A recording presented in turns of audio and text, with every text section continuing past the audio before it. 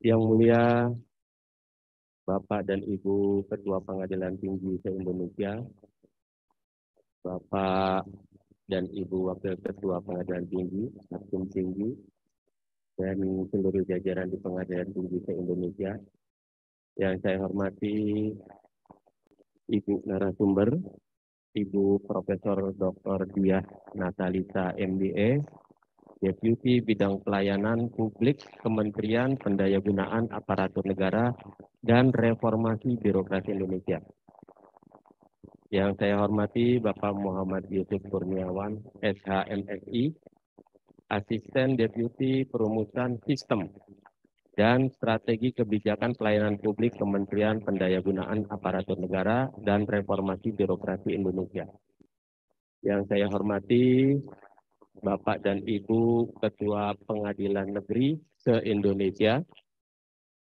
Yang saya hormati Bapak dan Ibu para pejabat eselon 3, eselon 4, serta teman-teman yang hadir pada siang hari ini di acara sosialisasi manajemen risiko atas pengelolaan keuangan dalam rangka peningkatan pelayanan publik. Puji syukur kita panjatkan kehadirat Allah Subhanahu wa Ta'ala, Tuhan Yang Maha Esa. Kita masih diberikan kekuatan untuk bersilaturahim dalam rangka menambah wawasan, menambah pengetahuan, dan transfer pengalaman. Khususnya dari narasumber kita, dari Kementerian Pendayagunaan Aparatur Negara dan Reformasi Birokrasi, untuk kita semua, baik yang ada di pengadilan tinggi, di pengadilan negeri, maupun yang ada di ruang pertemuan ini. Kepada Ibu Profesor, kami informasikan bahwa sebenarnya sudah lama kita ingin mensosialisasikan baik terkait manajemen risiko maupun terkait pelayanan publik yang selama ini mungkin ya pengetahuan dan pengalaman kita terhadap hal tersebut masih perlu diperkaya dengan kebijakan-kebijakan baru yang dikeluarkan oleh pemerintah melalui Kementerian Pendayagunaan Aparatur Negara dan Reformasi Birokrasi. Oleh karena itu, kami sangat berterima kasih atas kehadiran Ibu dan Bapak di tempat ini. Mudah-mudahan apa yang nanti Ibu dan Bapak sampaikan punya nilai manfaat yang tinggi, baik kepada kami yang ada di Direktorat Jenderal maupun pada teman-teman yang ada di Satker daerah. Untuk menyingkat waktu, kepada Ibu Profesor Dr. Diah Natalisa dan Bapak Muhammad Yusuf Kurniawan, disilakan untuk menyampaikan materi.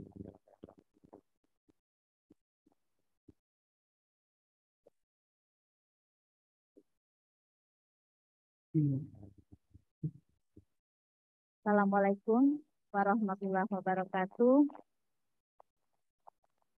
Selamat siang.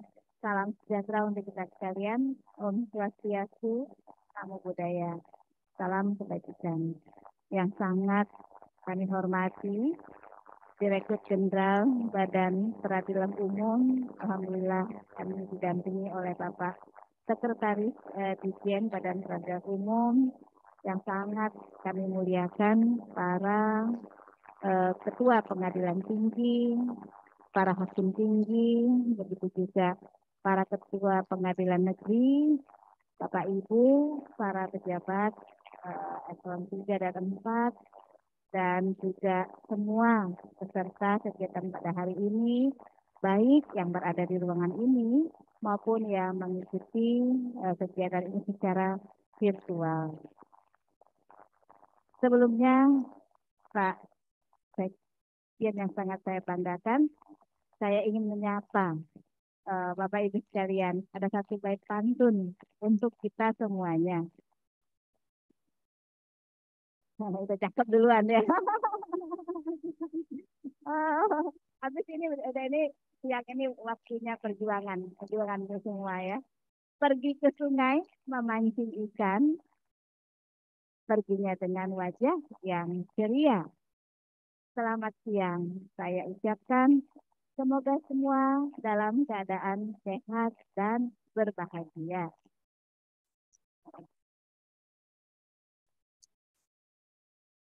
Puji syukur, marilah senantiasa kita panjatkan kehadirat Allah Subhanahu wa Ta'ala, Tuhan yang Maha Kuasa, yang telah kita memberikan rahmat hidayah, utamanya rahmat kesehatan. Alhamdulillah hari ini bisa bertemu dengan Bapak Ibu sekalian, baik secara daring maupun secara luring pada siang hari ini.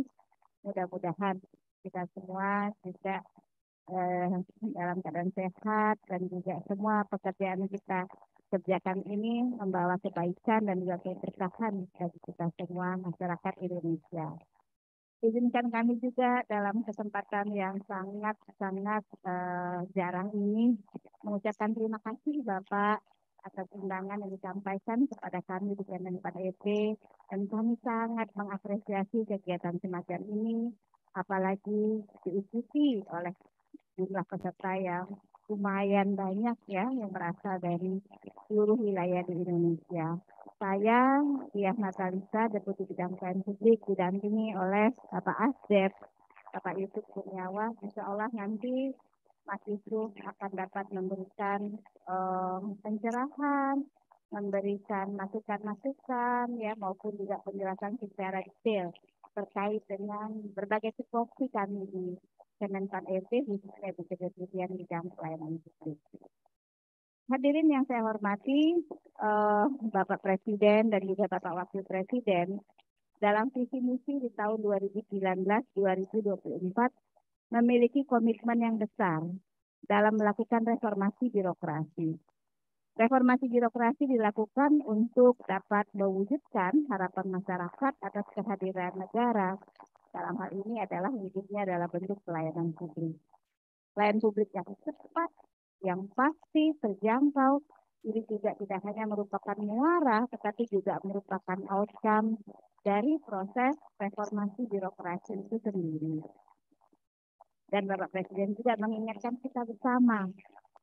Menurut beliau, tidak akan ada toleransi bagi pelayanan publik yang lamban ataupun yang berbelit-belit.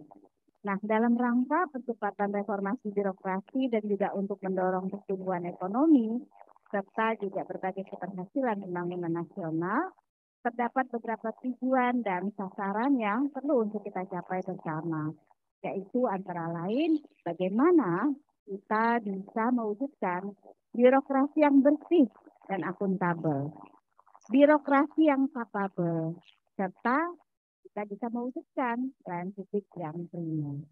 Nah, tujuan dan sasaran tersebut juga bisa kita capai menurut pedoman ada 8 area perubahan daripada RB atau reformasi birokrasi yang dapat kita lakukan secara baik. Yang dalam prosesnya juga turut dibangun, mungkin Bapak Ibu juga dipercaya pembangunan zona integritas atau ZI. Untuk dapat menuju wilayah bebas korupsi atau WBK maupun WBBM, wilayah birokrasi yang bersih dan melayani. Inti dari perwujudan WBK maupun WBBM yang paling krusial adalah penyelenggaraan pelayanan publik. Sudah sejatinya negara hadir bagi masyarakat dan juga demi kepentingan masyarakat. Maka untuk mewujudkan hal tersebut, pilar utama yang harus dibangun adalah pemenuhan kebijakan pelayanan publik. Karena apabila hal ini dapat dipenuhi, maka insya Allah peningkatan kualitas pelayanan publik bukanlah hanya sebuah keniscayaan. Bapak Ibu hadirin yang sangat saya hormati, kebijakan pelayanan publik ini merupakan suatu rangkaian kolaborasi yang saling berkaitan dan tidak bisa dilepaskan satu sama lainnya. Saya izin Bapak Ibu, saya membuka masker ya.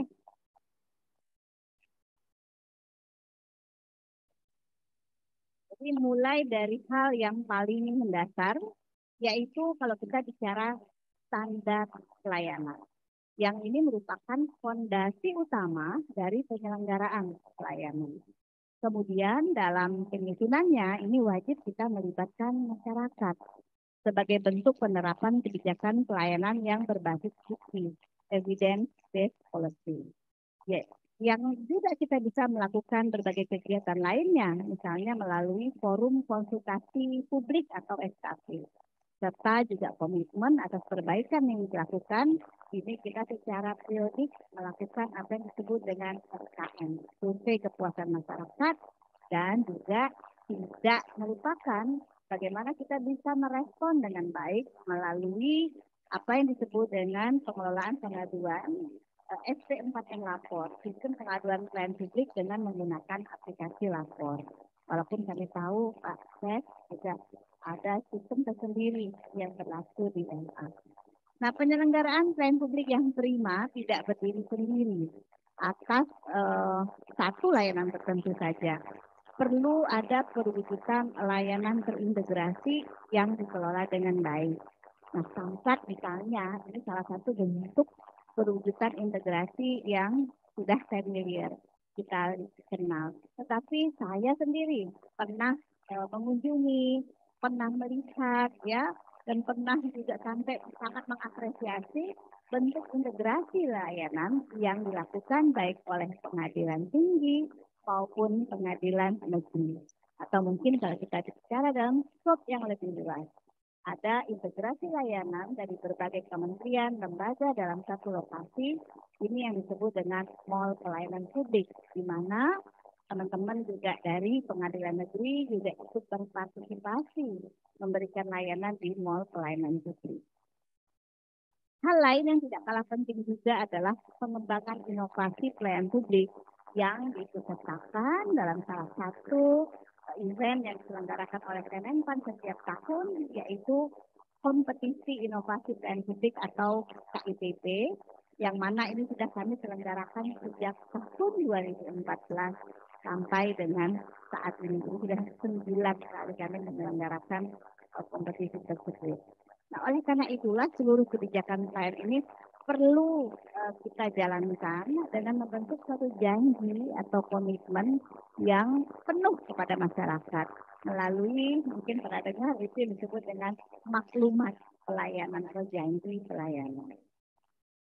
Nah, hadirin yang sangat saya banggakan, untuk mengukur capaian kinerja penyelenggara pelayanan publik, Kementerian 4RB itu rutin melakukan evaluasi kinerja penyelenggara pelayanan publik atau EKPP. Jadi ini merupakan amanah undang-undang Bapak Ibu, Undang-Undang 25 tahun 2009 tentang pelayanan publik. Di mana evaluasi ini nantinya akan menghasilkan yang disebut dengan angka indeks pelayanan publik atau IPP. Secara nasional, terjadi peningkatan capaian indeks pelayanan publik yang cukup signifikan dari tahun 2017 hingga tahun 2020. Namun di tahun lalu, di tahun 2021, IPP nasional mengalami sedikit penurunan seiring dengan penambahan lokus evaluasi yang signifikan. Jadi dulunya nggak terlalu banyak yang kami evaluasi, setiap tahun semakin banyak. Nah, penambahan lokus evaluasi ini merupakan salah satu penyebab juga terjadinya penurunan daripada angka indeks pelayanan publik. Bapak Ibu yang saya hormati, kalau kita bicara tadi bahwa penambahan lokus memberikan dampak terhadap IPP yang dicapai, di mana di tahun 2020 IPP nasional berada di skor 3,84 dengan skor 0 sampai 5 atau masuk dalam kategori baik. Nah, dan di tahun lalu, di tahun 2021 nurun sedikit menjadi 3,79, masih juga dalam kategori baik. Nah, Bapak Ibu yang sangat saya hormati, di tahun 2021 yang lalu, Kemenpan RB juga melakukan, selain melakukan evaluasi, kami juga menyampaikan hasil evaluasi dan juga menyampaikan penghargaan untuk capaian pelayanan publik pada lingkup, termasuk lingkup Mahkamah Agung. Jadi semua kementerian, lembaga, pemerintah daerah di Republik ini, semua instansi itu kami lakukan evaluasi. Nah, di MA kami juga merasa sangat mengapresiasi dan bersyukur MA pada waktu itu di tahun lalu ya sudah mencapai apa yang disebut dengan pelayanan prima dengan indeks 4,52 walaupun cuma satu ya, ya hanya satu sampelnya dan itu tentu saja harapan kami nggak cuma satu ke depan justru ini yang perlu kita tularkan ke berbagai institusi atau unit lainnya di Mahkamah Agung.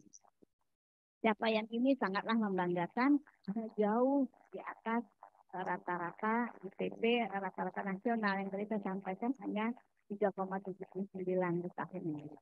Kami mengucapkan selamat dan juga memberikan apresiasi yang setinggi-tingginya atas capaian tersebut dan juga berharap dapat bersinergi dan berkolaborasi yang jauh lebih baik lagi di tahun 2022 ini.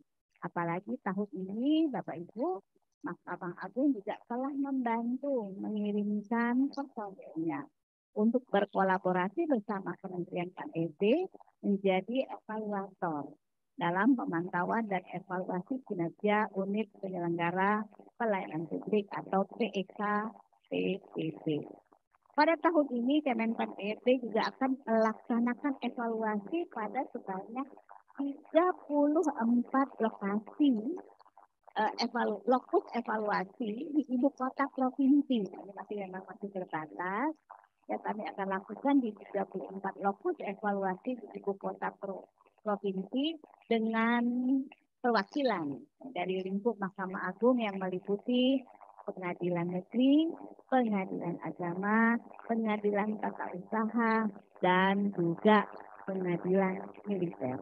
Jadi silakan dikoordinasikan dengan baik ya.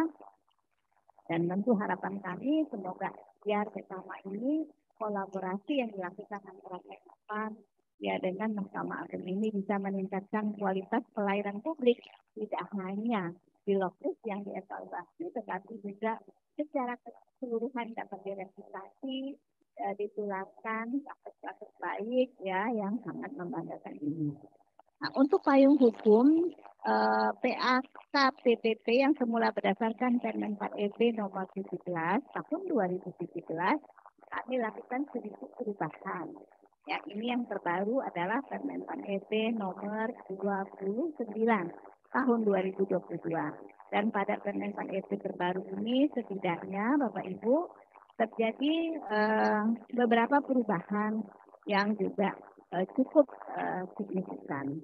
Antara lain, yang pertama adalah terjadi penyederhanaan jumlah pertanyaan dan juga kalimat dalam kuesioner. Ini tujuannya agar lebih mudah diimplementasikan pada hidup tersebut. Jadi lebih sederhana. Nah, yang kedua adalah terjadi perubahan pembobotan. Nah, ini juga cukup signifikan. Jadi pembobotan pada 6 aspek ya ini dilakukan perubahan pada formulir yang digunakan. Formulir 01 yang dulunya kami juga jadikan masuk dalam penilaian tahun ini sudah tidak lagi memiliki bobot penilaian dan hanya dan ini tetap digunakan ya, tapi menjadi data bukti-bukti utama penilaian. Jadi kalau ada hasil evaluasi di F02 maupun F03, maka bukti-buktinya kita lihat di F01. Sedangkan untuk formulir F02 yang dulunya bobotnya itu kan F01, F02, dan F03 dibagi rata-rata gitu ya, tidak. Tahun ini F02 itu dominan bobotnya menjadi 75%. Dan di F03 ini menjadi 25%. Dan inilah F02 dan F03 inilah yang kemudian nantinya menghasilkan angka indeks pelayanan publik atau IPP. Nah, poin perubahan di atas maka tentunya akan berdampak pada perubahan sistem dan pengisian data tadi secara online, termasuk adanya perubahan domain website pengisian menjadi ini nanti secara spesifik masih di explore lagi ya. Ini nantinya menjadi sippn.menpan.go.id yang akan digunakan untuk menginputkan nilai F01 dan F03 oleh unit lokus evaluasi dan juga diinput oleh para evaluator untuk nilai di F02-nya. Nah, perubahan yang ada ini diharapkan tidak menjadi masalah, ya, yang akan menurunkan semangat kita semua untuk tetap mempertahankan predikat pelayan prima yang sudah diraih dan juga mendorong unit-unit lainnya untuk dapat mencapai hal yang serupa atau jauh lebih baik lagi. Bapak Ibu sekalian, seperti yang telah kita ketahui sesuai dengan amanah Perpres tentang SPDE, Sistem Pemerintahan Berbasis Elektronik, bahwa SP4N Lapor, Sistem Pengelolaan Pengaduan Pelayanan Publik dengan aplikasi Lapor, telah ditunjuk sebagai platform aplikasi umum terkait pengaduan melalui keputusan Menteri PAN-RB. Nah, melalui SP4N Lapor, Mahkamah Agung kami evaluasi ini telah mencapai hasil yang baik ya pada tahun 2022 ini. Sebagaimana yang terlampir mungkin bisa dilihat di paparan di slide di depan. Jumlah laporan yang masuk mulai Januari hingga 31 Juli 2022 ini, MA telah menerima sebanyak 71 laporan aduan dengan status terselesaikan 98%. 65 selesai, 5 dalam proses, dan 1 yang belum ditindaklanjuti. Kami juga telah menerima SK Tim Pengelolaan Pengaduan yang terdapat pada MA dari tahun 2019. Sehingga kami harapkan hal baik ini dapat terus dipertahankan ya dan juga dapat menjadi salah satu pilot project. Kami anggap ini sebagai pilot project. Kami anggap bagus kinerjanya. Ya, jadi kami anggap sebagai salah satu pilot project sebagai lembaga yang diunggulkan tingkat penyelesaian pengaduannya yang responsif. Tentu juga ada sistem yang tersendiri kan di anak. Nantinya ini perlu kita diskusikan lebih lanjut karena ini harus terintegrasi. Karena semua pengaduan itu diharapkan masuk ke lapor. Jadi seandainya ada yang masuk ke dalam sistem yang ada di MA itu juga wajib ya untuk diinput ke dalam aplikasi lapor. Selanjutnya hadirin yang sangat saya hormati, sesuai dengan amanah Undang-Undang 25 tahun 2009 tentang pelayanan publik, bahwa setiap penyelenggara pelayanan publik wajib untuk mempublikasikan standar pelayanan kepada masyarakat. Nah, untuk memudahkan hal tersebut, maka kami sudah membangun sistemnya yang kami sebut dengan Sistem Informasi Pelayanan Publik Nasional atau SIPPN yang dikelola di tingkat pusat oleh Kementerian PAN-RB. Nah, berdasarkan hasil evaluasi per 31 Mei 2022 diketahui bahwa MA termasuk lembaga yang aktif ya di dalam pengelolaan SIPPN yang sampai saat ini ada sebanyak 839 akun yang terdaftar. Nah, ini nggak tahu nih Pak, berapa unit yang ada yang terdaftar sudah 839 gitu ya. Nah, sebanyak 2.575 layanan sudah terdatang dan 2.263 layanan diantaranya sudah dapat diakses oleh masyarakat. Namun, ini ada namunnya ya, masih ada sebanyak 312 layanan yang sampai saat ini belum terpadu. Ya. Nah, kami memberikan apresiasi atas kinerja MA di dalam pengelolaan SIPPN. Kami juga berharap agar penyampaian informasi pelayanan publik di MA kepada masyarakat dapat terus ditingkatkan dan seluruh layanan dapat dipublikasikan melalui SIPPN serta juga dilakukan evaluasi secara berkala terkait data-data standar pelayanan pada unit pelayanan Mahkamah Agung. Karena kadang-kadang masyarakat yang melaporkan melalui aplikasi lapor juga kadang nggak paham. Ya, nggak paham hak dan kewajiban karena kurang terinformasi. Jadi kita mencoba untuk memenuhinya melalui SIPPN ini. Jadi kalau ini udah ada standarnya seperti ini, gitu ya. Nah, Bapak Ibu yang sangat saya hormati, berikutnya dari keseluruhan peningkatan kualitas pelayanan yang ada, perlu juga kita lakukan berbagai terobosan untuk dapat mengakselerasi peningkatan kualitas pelayanan. Hal ini Bapak Ibu dapat dilakukan melalui strategi pembinaan inovasi pelayanan publik, mulai dari pembentukan inovasi, penciptaan inovasi, pengembangan hingga pelembagaan inovasi yang sudah baik dan sudah terbukti ya, kebermanfaatannya. Nah, terobosan itulah yang kita pahami bersama sebagai inovasi pelayanan publik.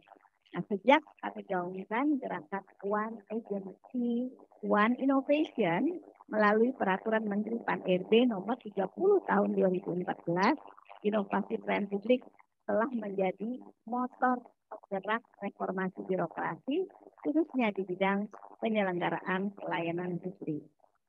Sejak tahun 2014 hingga tahun ini, hingga tahun 2022, jumlah inovasi yang terdaftar dalam KIPP itu terus meningkat setiap tahunnya. Tahun ini saja, di tahun 2022, sebanyak 3.478 inovasi berhasil terhimpun dalam KIPP melalui aplikasi, jadi semua pendaftaran secara online, secara online ya. Semua proses juga dilakukan secara online, di mana kami menggunakan sistem informasi inovasi pelayanan publik atau mungkin Bapak Ibu lebih mengenal dengan jargonnya Sinopis. Ya, itu yang kita masuk. Di tahun lalu, alhamdulillah, ya, di tahun 2021 Mahkamah Agung masuk ke dalam top 15 kelompok replikasi dengan inovasinya yang berjudul Padu Satu Pintu Online Pengadilan Agama Kabupaten Madiun atau disingkat dengan apa ini? PTSP Online PA Camat. Camat ya. Ya. Nah, kami sangat berharap semoga di tahun-tahun mendatang semakin banyak inovasi yang dikembangkan di lingkungan Mahkamah Agung yang tujuannya tentu saja adalah bagaimana pelayanan kepada masyarakat dapat berjalan semakin baik di tahun-tahun ke depan. Bapak Ibu yang saya hormati, ini mungkin sedikit lagi yang ingin saya sampaikan adalah terkait mall pelayanan publik. Nah, Bapak Ibu dalam rangka mengintegrasikan layanan dan juga memberikan kemudahan kepada masyarakat, ada sudah keluar Perpres nomor 89 tahun 2021 di mana pemerintah telah berkomitmen untuk melakukan percepatan pembangunan mall pelayanan publik atau MPP.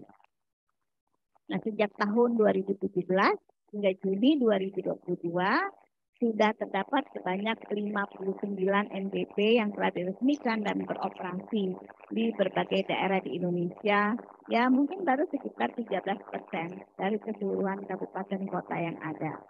Dan Bapak Ibu, di tanggal 28 Juni 2022 yang lalu, Menteri Pan-RB ad interim bersama dengan sebanyak 16 pimpinan kementerian, lembaga maupun BUMN, termasuk salah satunya dari MA waktu itu diwakili oleh Bapak Sekretaris MA, telah melakukan penandatanganan nota kesepahaman penyelenggaraan pelayanan publik di NPP.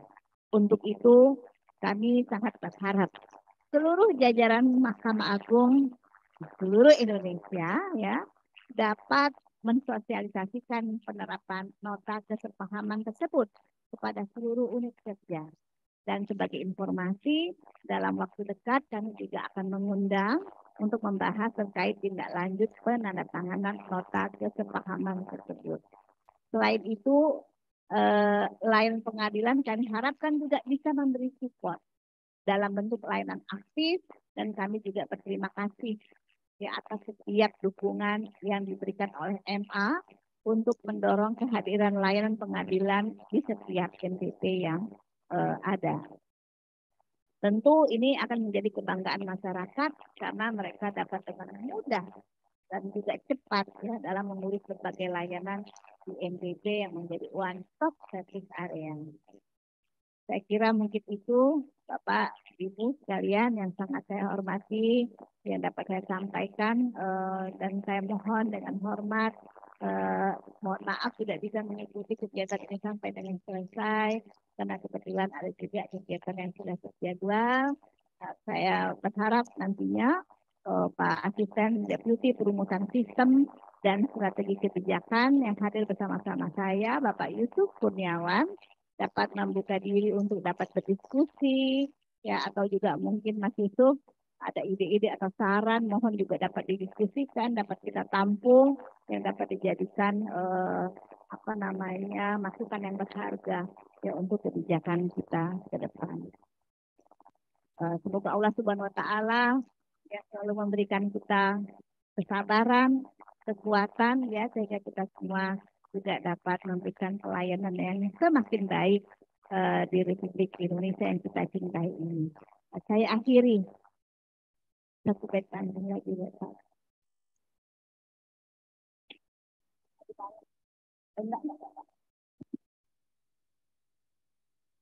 Jakarta Utara dekat dengan Muara. Daerah Muara, mari kita lestarikan pelayanan berkualitas.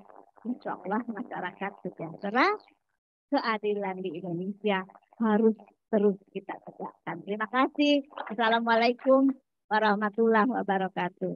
Assalamualaikum warahmatullahi wabarakatuh.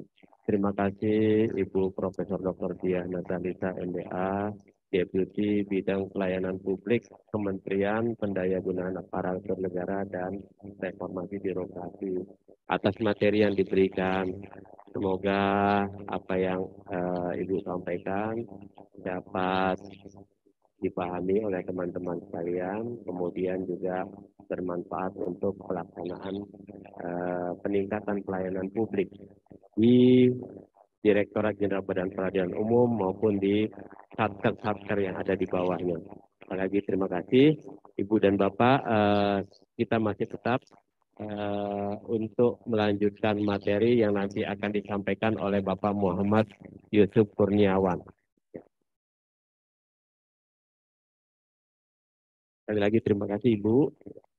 Selamat jalan, mudah-mudahan Ibu selalu sehat, selamat sampai tujuan dan menjalankan tugas kembali. Sebelum berangkat Ibu, kami akan menyampaikan plakat.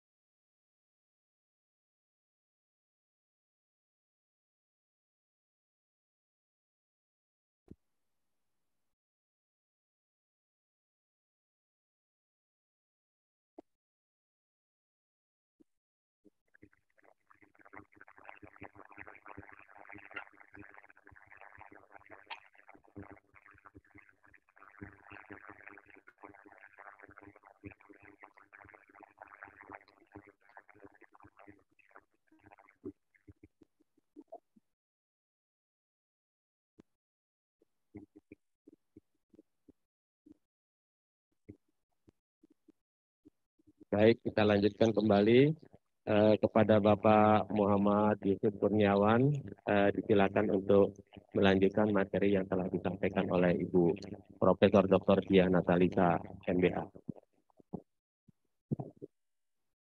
Baik, terima kasih Pak. Saya izin pas masker juga. Assalamualaikum warahmatullahi wabarakatuh. Selamat siang, salam sejahtera bagi kita semua. Om Swastiastu, Namo Buddhaya, salam kebajikan. Yang terhormat Pak Presiden, yang terhormat, yang mulia Ketua Pengadilan Tinggi se-Indonesia yang hadir di layar virtual. Yang terhormat Ketua Pengadilan Negeri se-Indonesia dan para pejabat eselon 3 dan 4 di lingkup Dirjen apa? Direktorat Jenderal Badan Peradilan Umum. Baik Bapak Ibu sekalian, saya akan lanjutkan apa yang sudah disampaikan oleh Ibu Deputi tadi terkait dengan upaya peningkatan kualitas pelayanan publik ini sebagai bentuk akuntabilitas kinerja di Dirjen Badan Peradilan Umum. Lanjut. Nah tadi Bapak Ibu sekalian sudah disampaikan oleh Ibu Deputi terkait dengan reformasi birokrasi di mana tadi tujuan dan sasaran dari reformasi birokrasi kita di tahun 2020 sampai 2024 ini sudah disampaikan bahwa ada 3 yang perlu untuk kita amati bersama.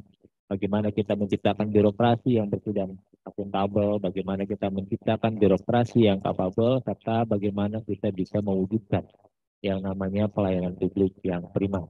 Tentunya Bapak Ibu sudah tahu adanya 8 area perubahan yang perlu untuk kita perhatikan, di mana salah satunya adalah terkait dengan peningkatan kualitas pelayanan publik.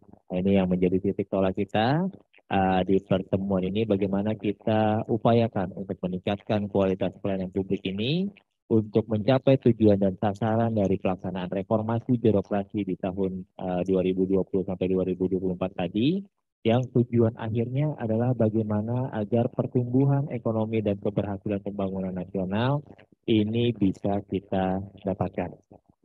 Rangka berpikirnya seperti itu Bapak Ibu sekalian, lanjut. Nah, kalau kita bicara reformasi birokrasi tentu tidak lepas dari pembangunan zona integritas. Nah, ini mungkin sudah banyak juga bagaimana Bapak Ibu ikut kegiatan pembangunan zona integritas ini, tujuannya tadi untuk WBK dan WBBM, tapi tentunya harus kita lihat dulu nih, seperti apa sih sebenarnya yang dimaksud sebagai pembangunan zona integritas ini. Jadi Bapak Ibu sekalian, reformasi birokrasi di instansi pemerintah ini kita arahkan bagaimana kita bisa mengembangkan yang namanya miniatur pelaksanaan reformasi birokrasi tersebut. Jadi harus ada unit-unit yang bisa menjadi contoh yang tujuannya untuk membangun program RB, reformasi birokrasi, sehingga mampu mengembangkan budaya kerja organisasi yang anti korupsi. Bagaimana juga budaya yang berkinerja tinggi dan memberikan pelayanan publik yang berkualitas. Nah, untuk itu tentunya kan kita perlu nih membangun percontohan pada tingkat unit kerja pada instansi pemerintah ini sebagai unit untuk menuju wilayah bebas dan bebas dari korupsi serta wilayah birokrasi bersih dan melayani. Nah, unit-unit percontohan ini tentunya nggak sembarangan kita pilih. Dia harus bisa dianggap sebagai unit yang penting atau strategis dalam melakukan pelayanan publik. Dia juga harus bisa mengelola sumber daya yang cukup besar.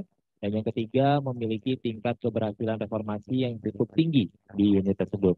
Jadi memang belum semua kita jadikan sebagai unit percontohan. Namanya juga percontohan tentu diambil adalah yang best of the best-nya lah istilahnya, sehingga dia bisa menjadi teladan bagi unit lain untuk melakukan hal yang sama.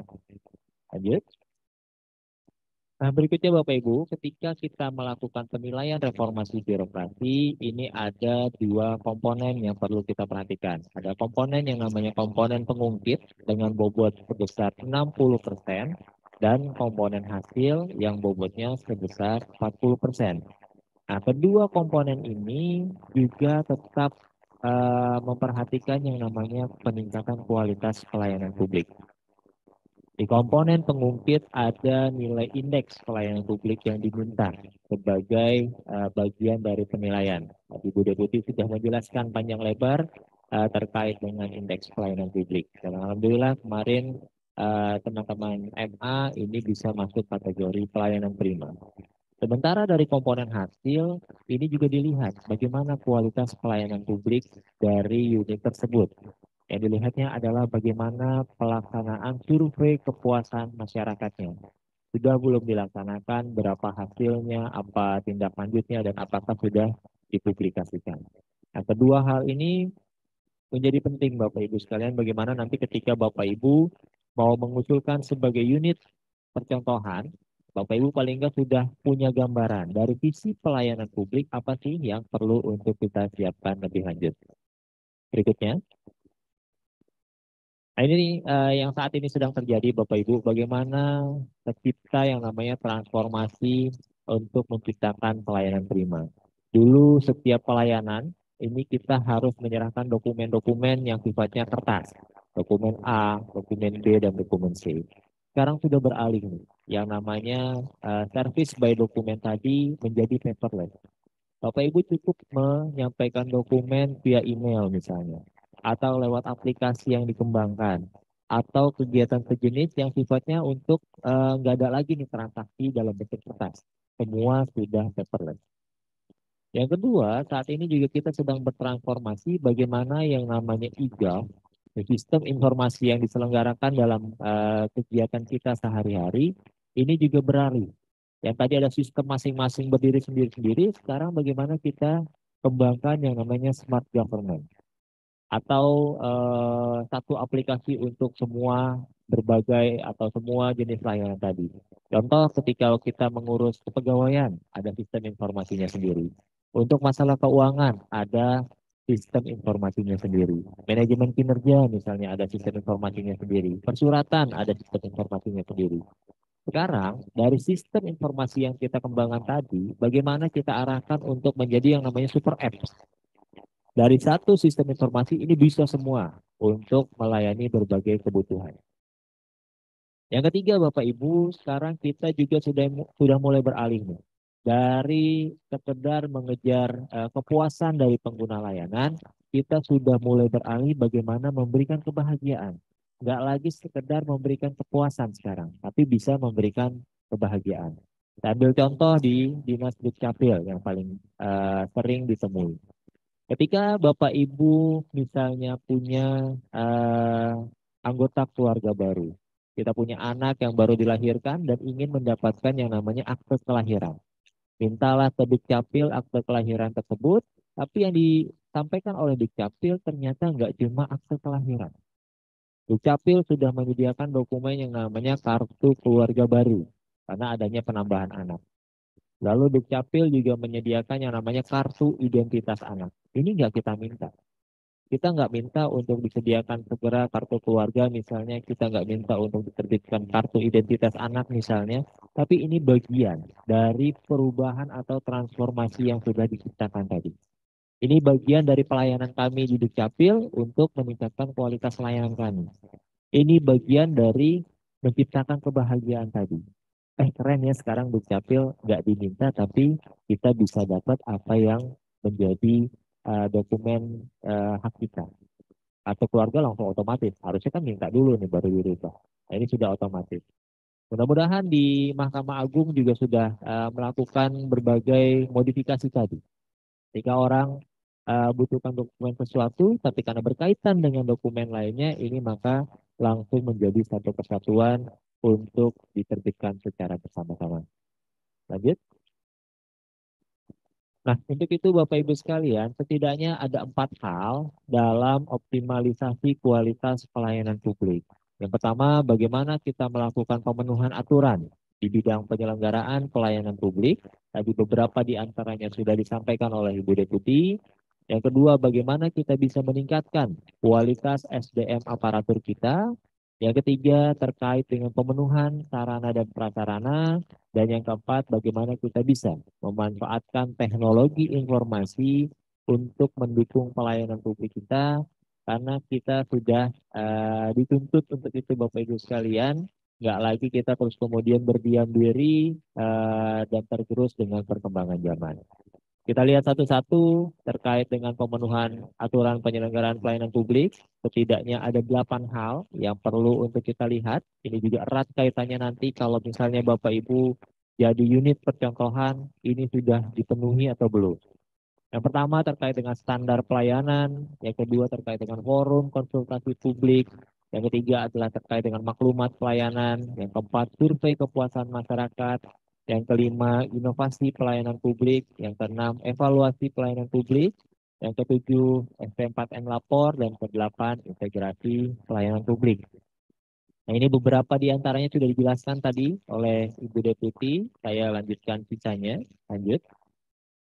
Ini juga tadi sudah dijelaskan bagaimana standar pelayanan ini menjadi inti nih Bapak Ibu dalam penyelenggaraan pelayanan kita sehari-hari. Nah, kalau Bapak Ibu belum punya yang namanya standar pelayanan, coba kita lihat lagi dokumennya. Sudah ada belum nih standar pelayanan kita? Kalau sudah ada, coba dilihat lagi apakah standar pelayanan sudah sesuai dengan aturan yang berlaku. Karena yang namanya standar pelayanan ini, dia merupakan tolak ukur yang dipergunakan sebagai pedoman penyelenggaraan pelayanan dan acuan penilaian kualitas pelayanan. Ini sebagai kewajiban dan janji penyelenggara kepada masyarakat dalam rangka pelayanan yang berkualitas, cepat, mudah, terjangkau, dan terukur. Jadi dengan adanya standar pelayanan ini Bapak Ibu, kita selaku pemberi layanan maupun masyarakat selaku penerima layanan ini punya pedoman yang sama. Berapa sih biayanya yang harus saya keluarkan untuk mendapatkan layanan A misalnya. Masyarakat sudah tahu ini. Oh, untuk layanan A maka biayanya adalah Rp10.000. Kita pun sebagai pemberi layanan juga sudah punya kepastian bahwa nanti saya akan mengutip sebesar 10.000 sesuai dengan standar pelayanan yang sudah ditetapkan. Lalu kita juga akan tahu syarat apa saja nih yang harus dipenuhi oleh masyarakat sebelum kita memberikan layanan. Jadi kalau syaratnya tidak terpenuhi, ya kita tidak akan memberikan layanan. Silakan lengkapi dulu syaratnya. Masyarakat pun dengan adanya standar pelayanan ini juga terbantu. Oh, kalau saya mau mendaftarkan gugatan, misalnya saya harus memenuhi syarat A, B, C, D, dan E dulu. Baru saya kemudian bisa melanjutkan proses layanan yang saya inginkan. Nah, itu tujuannya Bapak Ibu bagaimana kita bisa memberikan kepastian baik bagi masyarakat pengguna layanan maupun kita selaku pemberi layanan. Selain itu dengan adanya standar pelayanan kita juga bisa meningkatkan kualitas dan kinerja pelayanan sesuai dengan kebutuhan masyarakat dan selaras. Jadi kata kuncinya selaras dengan kemampuan penyelenggara sehingga bisa mendapatkan kepercayaan dari masyarakat.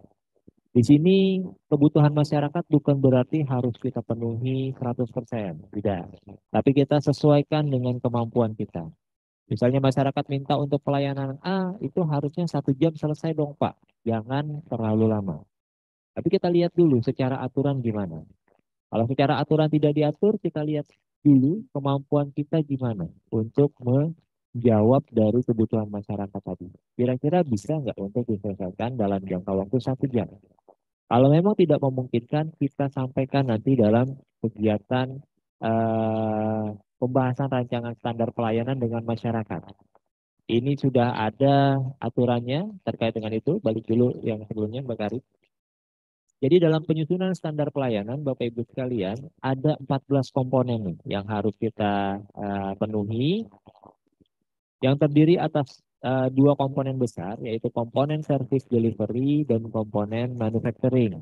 Nah, komponen service delivery ini ada 6, yaitu bagaimana kita menyampaikan persyaratan, sistem mekanisme dan prosedur, jangka waktu pelayanan, biaya tarif, apa produk layanan yang akan kita hasilkan, dan bagaimana penanganan pengaduan, saran, serta masukan. Sementara komponen manufacturing ini ada 8, terdiri atas dasar hukum. Apa sih yang jadi dasar hukum dalam pelaksanaan layanan kita? Yang kedua terkait dengan bagaimana sarana dan prasarana atau fasilitas yang kita siapkan untuk memberikan pelayanan. Yang ketiga bagaimana kompetensi pelaksana yang dibutuhkan dalam memberikan pelayanan. Yang berikutnya adalah jumlah pelaksananya, berapa banyak. Bagaimana pengawasan internalnya, apa yang dijadikan sebagai jaminan pelayanan, apa jaminan keamanan dan keselamatan pelayanan, serta bagaimana dilakukan evaluasi kinerja pelaksana. Nah, dari 2 komponen besar ini Bapak Ibu sekalian, komponen service delivery wajib sifatnya untuk dipublikasikan. Namun demikian, bukan berarti terus kemudian yang 8 atau komponen manufacturing nggak wajib dibuat. Tetap dibuat 14-14-nya, namun hanya 6 yang terus kemudian kita publikasikan melalui media publikasi yang kita miliki. Kita milikinya apa? Apakah misalnya ada pengumuman, papan pengumuman di ruang layanan. Kita punya website misalnya. Kita punya yang namanya media sosial. Silakan Bapak Ibu manfaatkan itu untuk mempublikasikan terkait dengan standar pelayanan ini. Lanjut. Nah, dalam penyusunan standar pelayanan, ini kita punya juga yang namanya siklus pembahasan rancangan dengan masyarakat. Pembahasan rancangan standar pelayanan dengan masyarakat ini bentuk partisipasi masyarakat dalam kebijakan pelayanan publik. Ini diatur dalam Permenpan 16 tahun 2017 tentang kegiatan yang namanya Forum Konsultasi Publik. Di Forum Konsultasi Publik ini merupakan dialog dua arah antara pemberi layanan dengan penerima layanan untuk mendiskusikan segala hal terkait dengan penyelenggaraan pelayanan publik. Mulai dari tahap perencanaan, pelaksanaan, evaluasi, maupun kegiatan-kegiatan lain yang terkait dengan penyelenggaraan pelayanan publik. Jadi nggak melulu kegiatannya itu adalah terkait dengan standar pelayanan. Bapak Ibu misalnya punya hasil survei kepuasan masyarakat, mau didiskusikan dengan masyarakat, gimana sih rencana tindak lanjut yang sudah kita buat nih? Bisa nggak masyarakat kasih masukan? Oke, kita gelar yang namanya forum konsultasi publik. Nah, dalam forum konsultasi publik ini ada 3 hal yang perlu untuk kita lakukan. Yang pertama adalah di tahap pra-pelaksanaan. Kita bisa di sini mulai dari tahap penganggaran. Anggarannya yang kita miliki seperti apa? Ada enggak? Yang kedua, kita lakukan pemilihan topik. Mau didiskusikan masalah apa? Bapak Ibu bisa lihat hasil SKM, bisa melakukannya melalui rekap pengaduan, atau kita mau nyusun yang namanya standar pelayanan tadi. Bisa seperti itu. Lalu berikutnya setelah kita siapkan, ini kita lakukan diskusi dua arah untuk mencapai mufakat dan didokumentasikan. Karena nanti ada berita acaranya yang terus kemudian kami di Kementerian PAN suka minta laporannya. Di mana pelaksanaan forum konsultasi publik yang sudah dilakukan oleh instansi. Nah, nanti mungkin muncul pertanyaan nih. Gimana Pak kalau misalnya kita nggak punya anggaran untuk melakukan forum konsultasi publik? Silakan Bapak Ibu bisa melakukan melalui media Zoom misalnya. Kita undang saja para pihak yang berkepentingan di situ, kita lakukan secara virtual untuk terus kemudian nanti kita dapatkan hasil mufakat dari permasalahan yang sudah kita hadapi. Kita nggak punya Pak Zoom, adanya cuma tempat pertemuan, boleh. Kalau memang mau dilakukan di kantor, kita undang secara fisik untuk bertemu, terus kemudian diskusikan, silahkan. Tapi nggak ada anggarannya Pak untuk beli snack, nggak masalah. Tetap bisa kita lakukan misalnya di kantor. Bapak Ibu sampaikan saja kepada nanti peserta kegiatan bahwa kita tidak menyediakan konsumsi dan lain sebagainya. Dan ini kita minta partisipasi masyarakat terkait dengan penyelenggaraan pelayanan publik.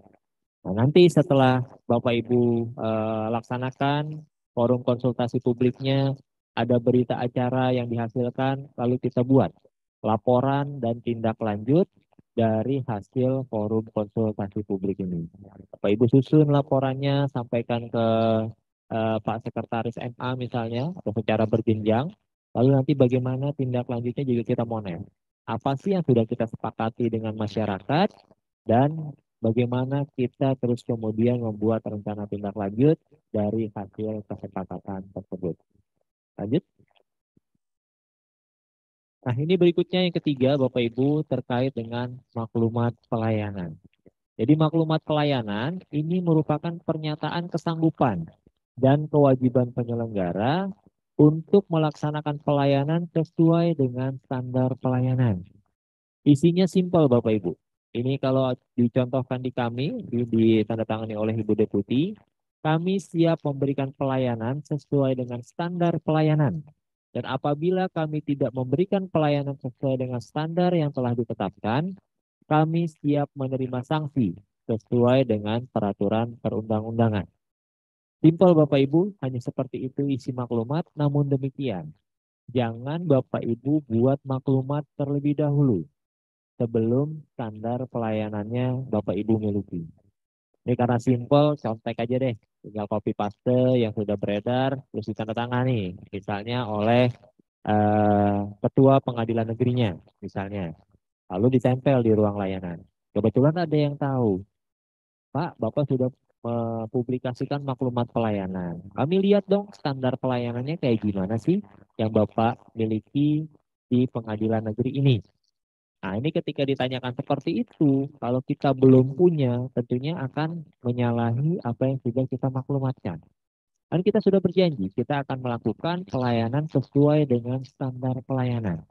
Tapi kenyataannya standar pelayanannya malah belum kita miliki. Jadi jangan karena mudah, terus kemudian maklumat duluan yang kita buat. Tidak, tapi tetap standar pelayanannya dulu yang kita buat, baru kita buat yang namanya maklumat pelayanan. Lanjut. Ini kewajiban dan sanksinya Bapak Ibu terkait dengan yang namanya penyusunan standar pelayanan tadi.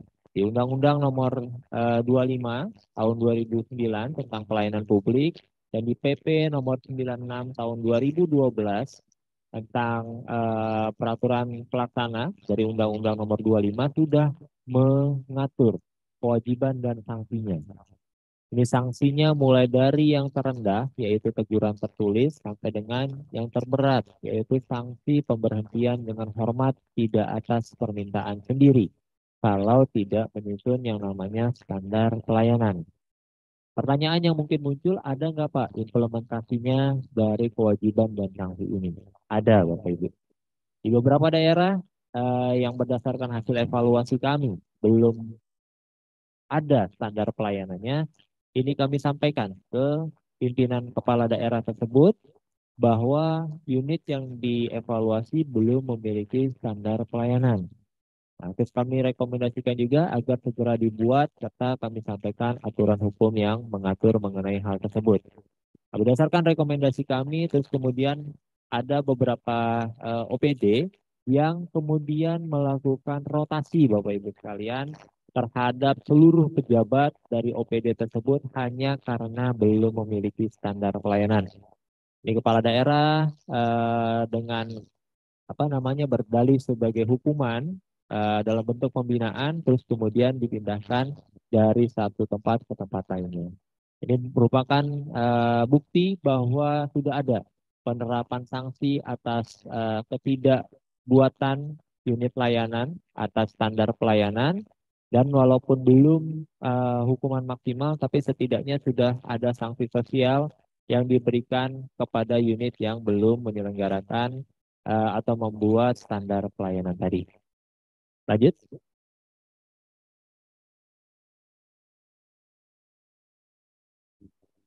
Berikutnya adalah terkait dengan pengukuran survei kepuasan masyarakat. Nah, ini juga bagian dari pertanyaan di reformasi birokrasi tadi. Udah belum dilaksanakan survei kepuasan masyarakatnya? Nah, di sini Bapak Ibu sekalian ada Permenpan nomor 14 tahun 2017 terkait dengan pengukuran survei kepuasan masyarakat tadi.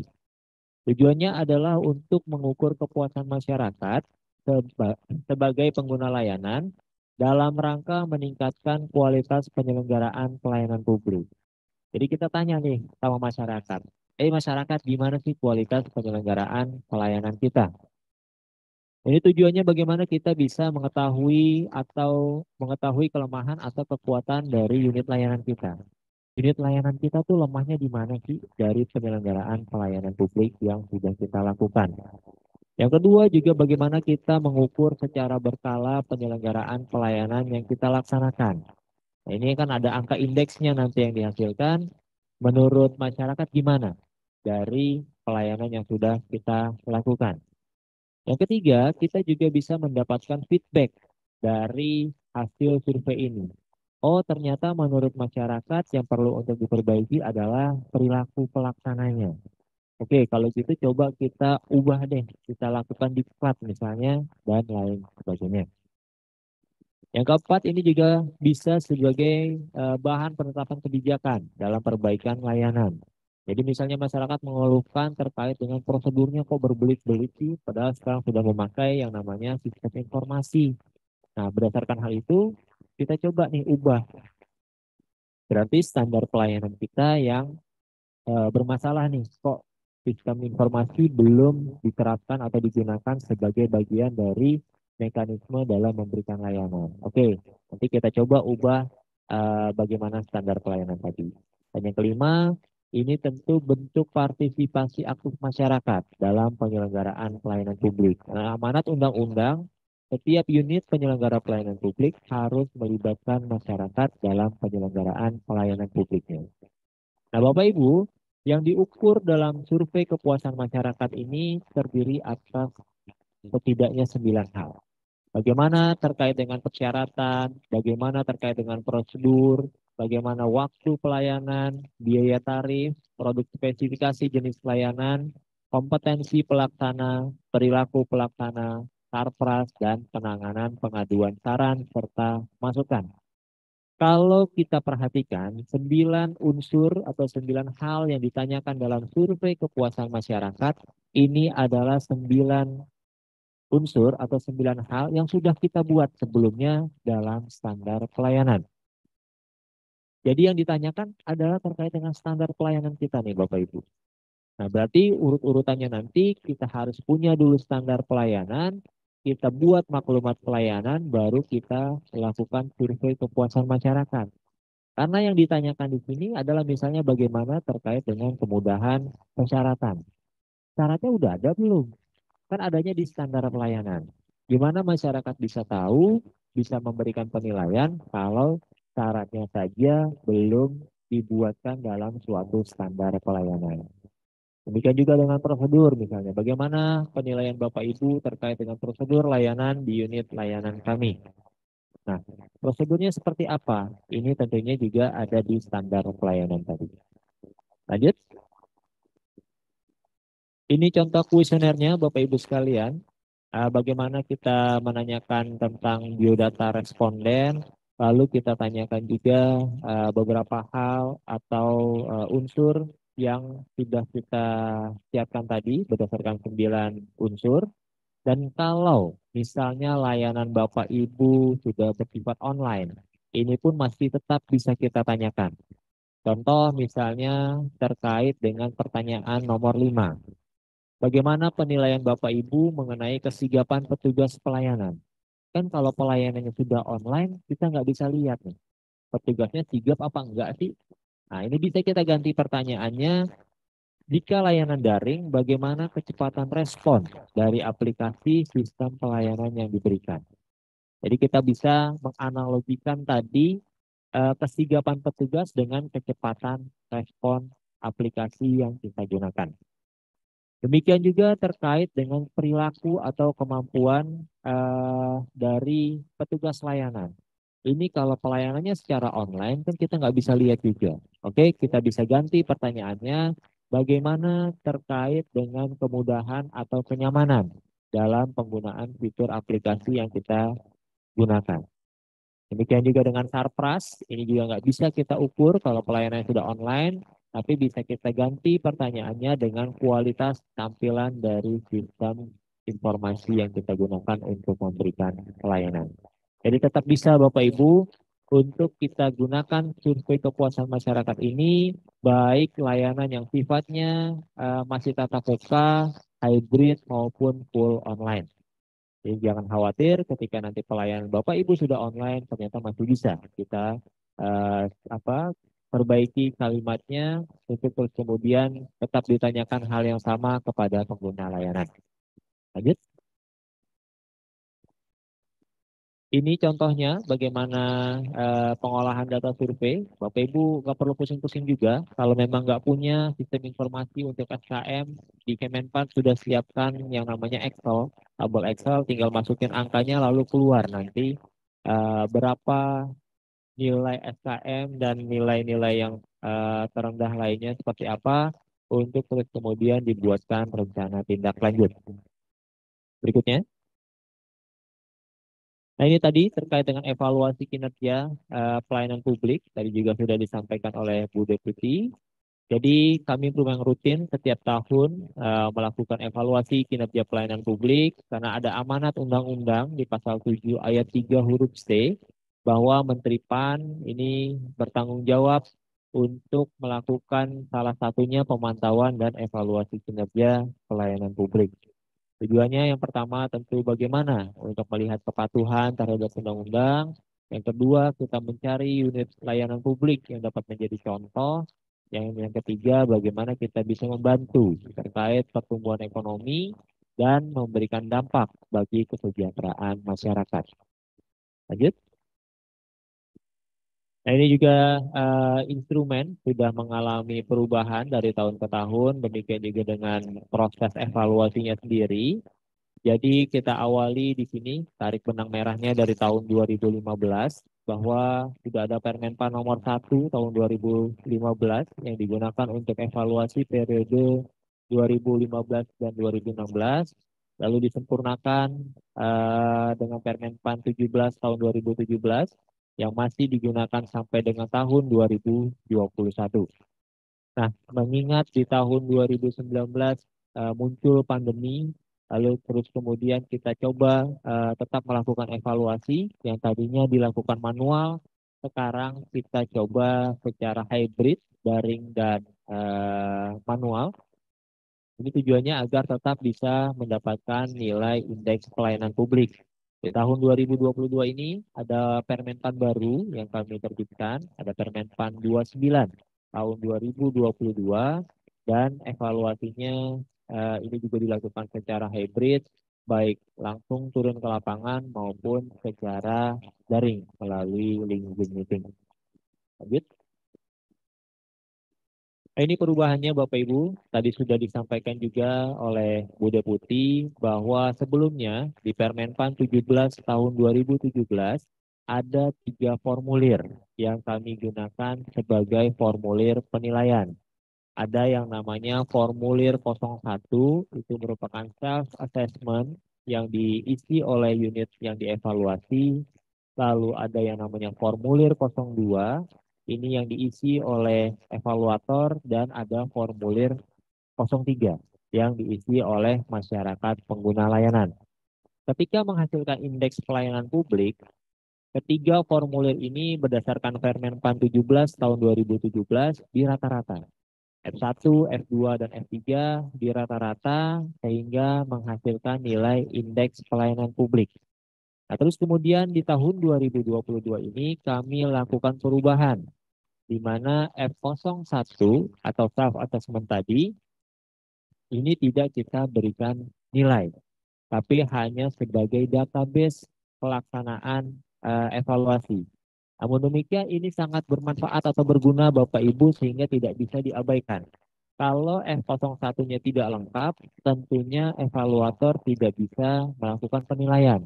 Karena baseline-nya adalah dari isian F01 yang sudah diisikan oleh unit evaluasi.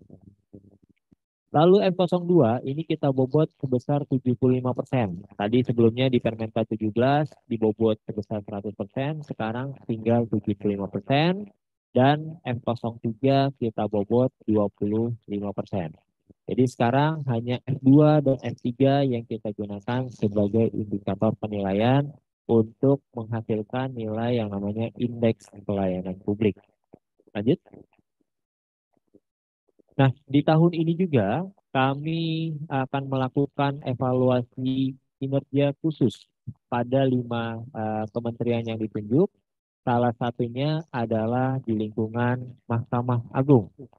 Ada 34 unit lokus yang sudah disepakati dan memang kami minta agar unit lokus ini yang ada di ibu kota provinsi. Karena nantinya akan dilakukan evaluasi berbarengan dengan yang namanya unit lokus lainnya. Jadi yang kami terima datanya dari Mahkamah Agung menyampaikan 34 lokus yang terdiri dari 13 pengadilan agama atau mahkamah syariah, 13 pengadilan negeri, 4 pengadilan tata usaha negara, 4 pengadilan militer. Nah, yang ada di bawah Badan Peradilan Umum yang dievaluasi di tahun 2022 ini diantaranya yang pertama adalah PN Medan, yang kedua PN Palembang, yang ketiga PN Jakarta Pusat, yang keempat PN Tangerang, yang kelima PN Mataram, yang keenam PN Tanjung Selor, yang ketujuh PN Makassar, yang kedelapan PN Kendari, yang kesembilan PN Gorontalo, ke-10 PN Ambon, ke-11 PN Ternate, ke-12 PN Jayapura, dan ke-13 PN Manokwari. Kami harapkan ke-13 pengadilan negeri ini bisa mempersiapkan diri dengan sebaik-baiknya.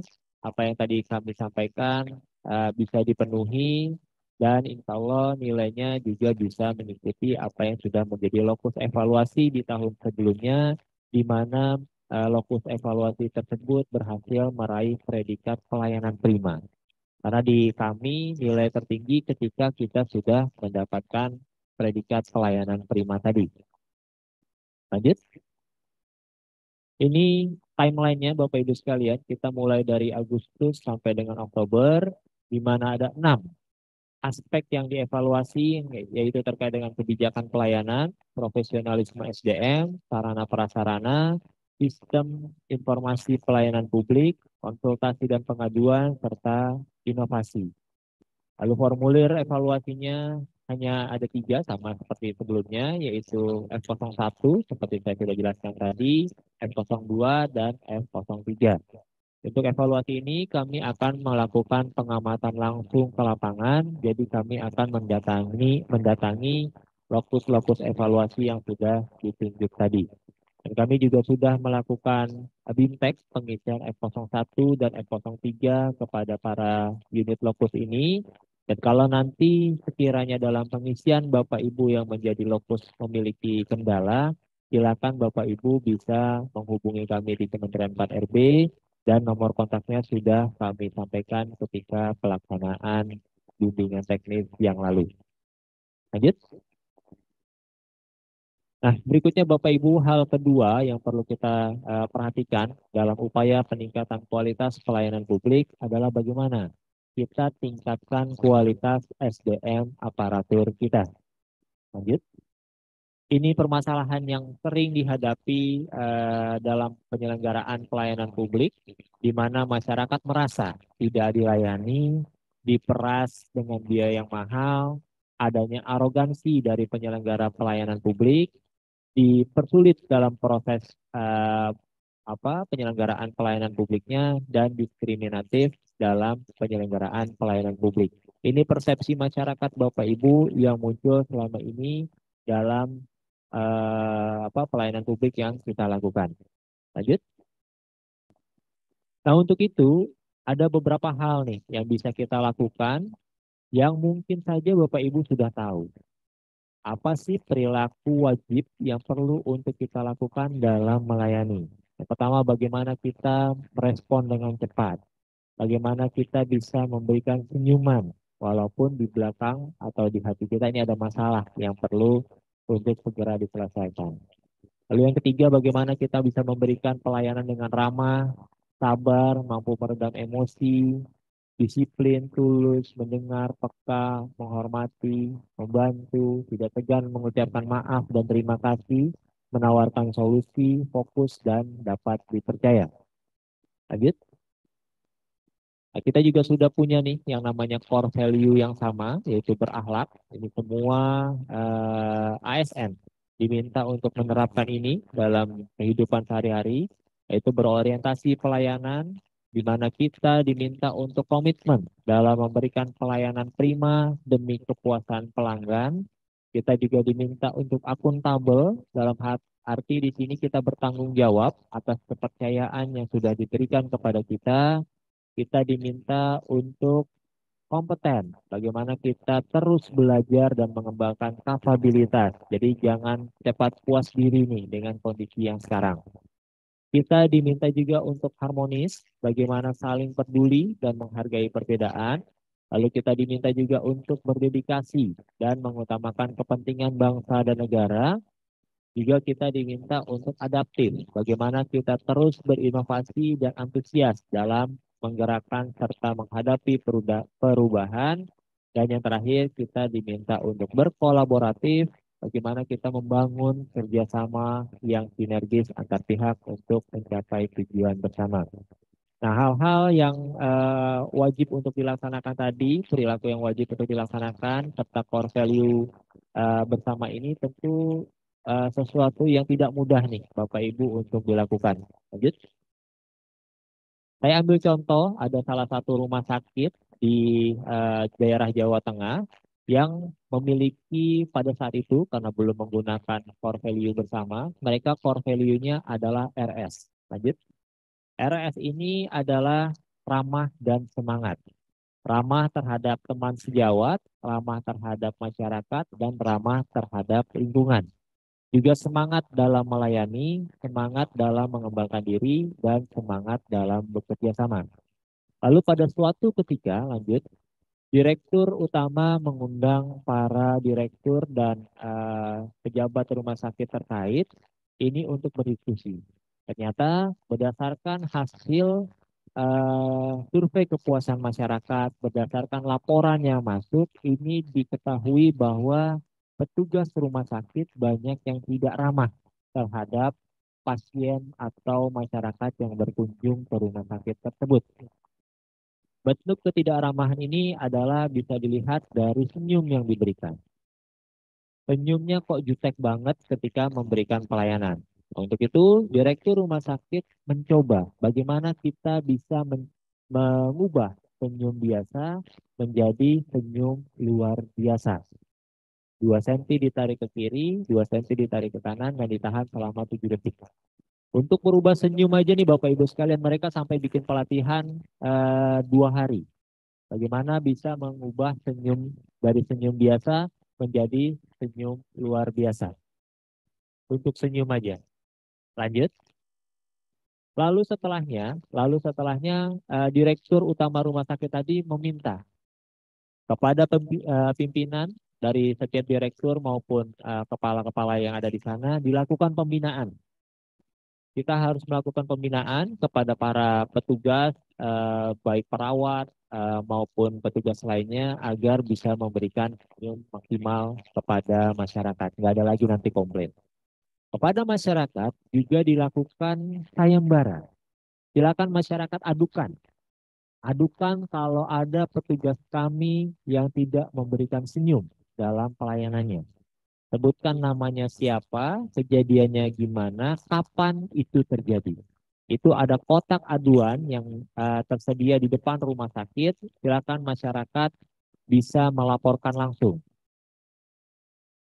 Direktur utama tadi terus kemudian mempublikasikan hal tersebut dan disayembarakan. Bagi siapa nanti yang mengadukan dan memang terbukti akan mendapatkan hadiah. Hadiahnya memang sederhana Bapak Ibu, hanya berupa peralatan rumah tangga, panci, garpu dan lain sebagainya. Di bulan pertama dibuka kotak aduan tadi. Masyarakat udah ngumpul di tengah-tengah lapangan upacara di rumah sakit tersebut untuk melihat siapa kira-kira petugas yang terus kemudian akan mendapatkan hukuman atas ketidakmauan dia memberikan senyum kepada masyarakat pengguna layanan. Dibuka kotak di bulan pertama kosong. Nggak ada masyarakat satupun yang mengadukan petugas atau perawat yang tidak memberikan senyum kepada masyarakat. Di bulan berikutnya, di bulan kedua dilakukan hal serupa, kotaknya kosong lagi. Sampai terus berjalan 1 tahun, ternyata kotak ini nggak pernah ada isinya. Memang nggak pernah ada masyarakat yang mengadukan adanya petugas yang tidak memberikan senyum kepada pengguna layanannya. Lanjut. Nah, ini bukti Bapak Ibu bagaimana dengan hal sederhana, dengan memperbaiki senyum aja tadi, ini terjadi peningkatan kinerja untuk terus kemudian peningkatan pelayanan. Masyarakat yang tadinya agak kesel kalau ketemu dengan perawat A, sekarang karena dia sudah merubah sikapnya, merubah senyumnya, lama-lama di masyarakat tadi mau berdialog atau berdiskusi atau bertanya dengan si perawat A tadi. Si A juga dengan adanya keterbukaan tadi, masyarakat mau menanya ke dia juga terus kemudian bisa memberikan pelayanan terbaik yang bisa dia punya. Peningkatan kinerja yang terus berimbas kepada peningkatan pelayanan. Lanjut.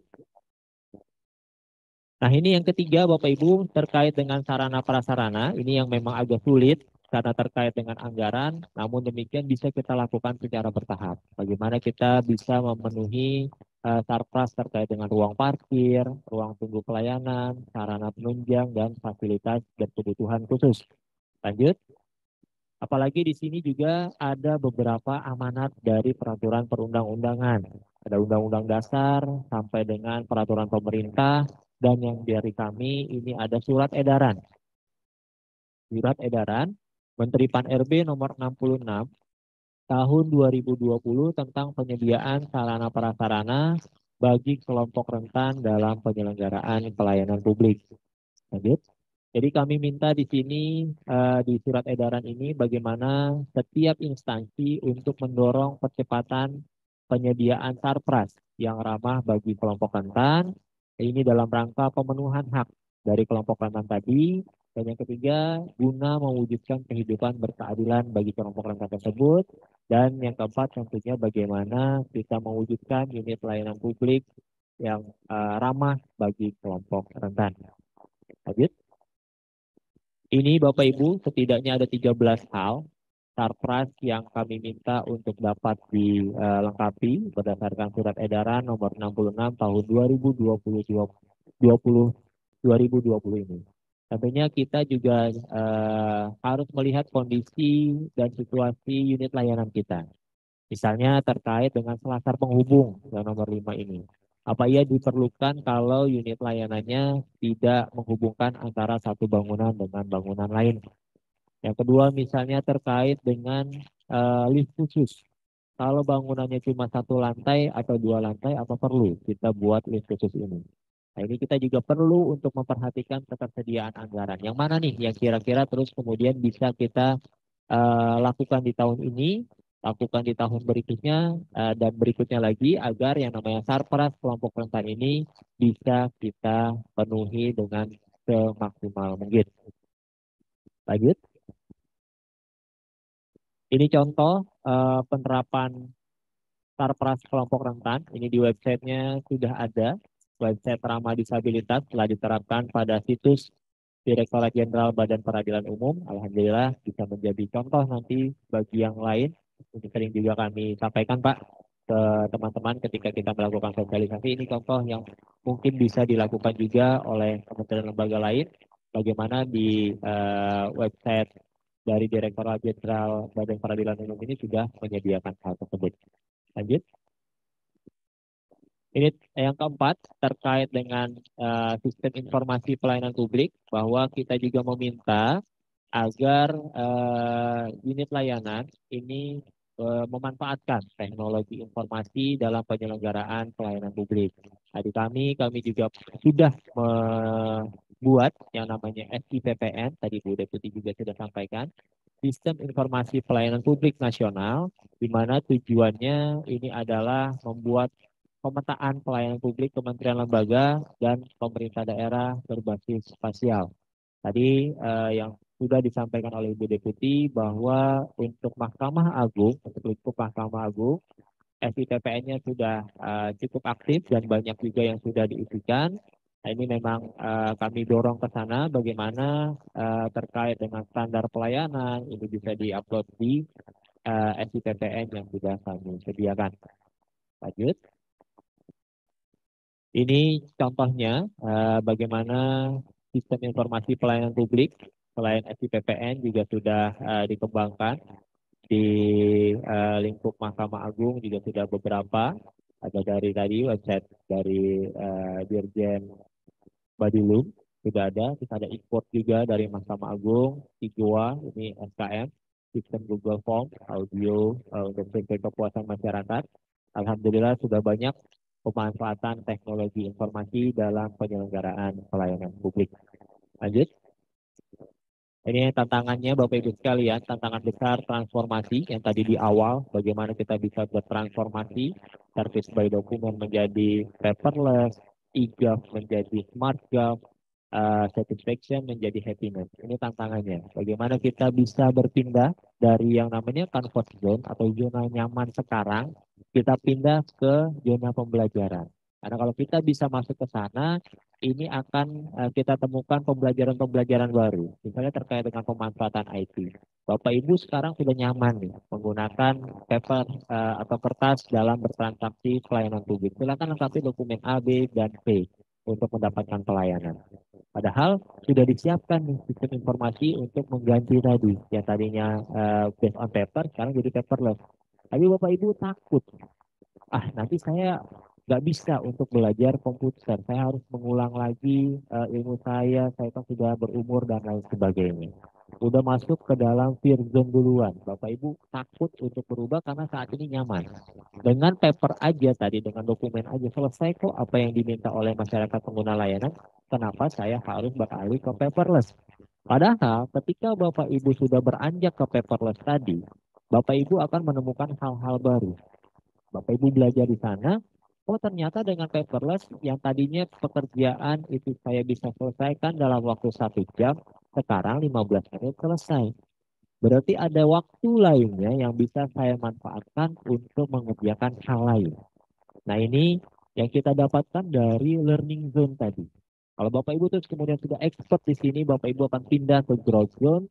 Nanti Bapak Ibu akan ketemu lagi tantangan-tantangan baru gimana untuk menciptakan yang namanya pelayanan publik berkualitas dan tentunya tujuannya agar masyarakat yang mendapatkan layanan tadi ini bisa lebih nyaman lagi, lebih mudah lagi, dan tingkat kepercayaan masyarakat kepada kita tentunya akan meningkat lagi. Ini yang menjadi penting di sini adalah bagaimana kepercayaan masyarakat kepada pemerintah.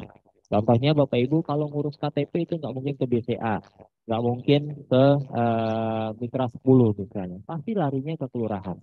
Nah, ini bagaimana kelurahan meningkatkan kualitas pelayanan publiknya agar si masyarakat tadi percaya bahwa pelayanan KTP di kelurahan ternyata nggak susah, cuma datang sebentar foto jadi KTP-nya.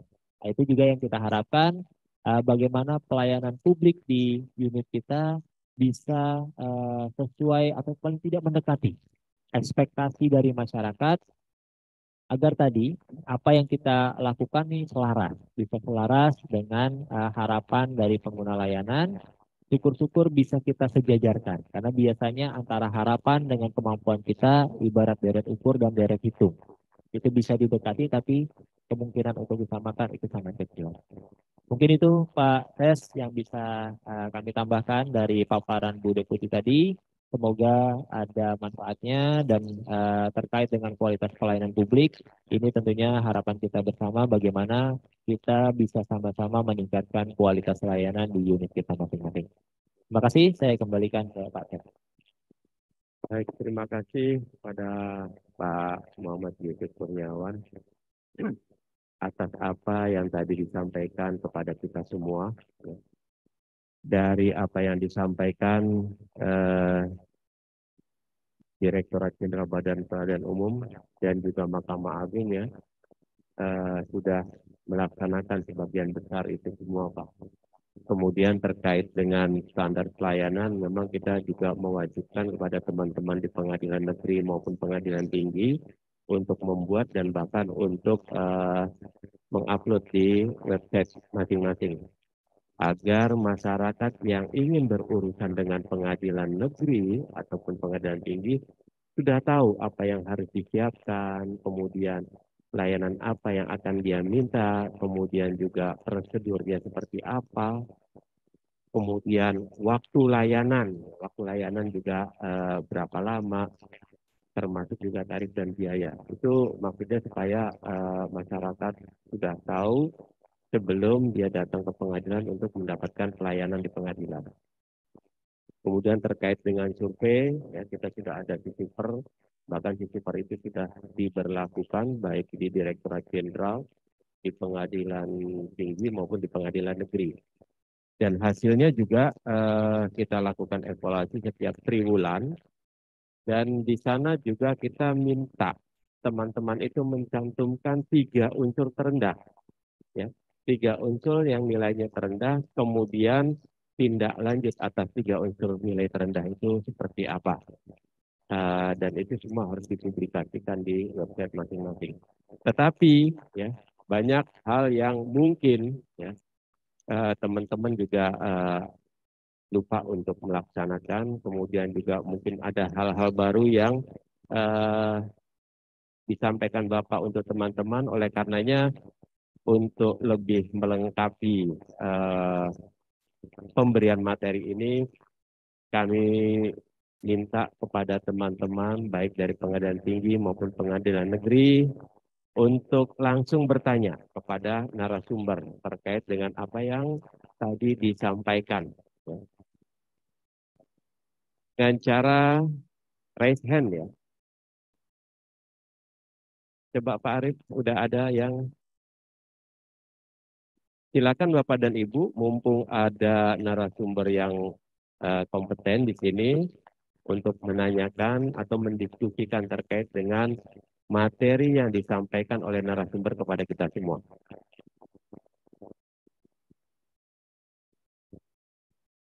Ada Ibu dan Bapak?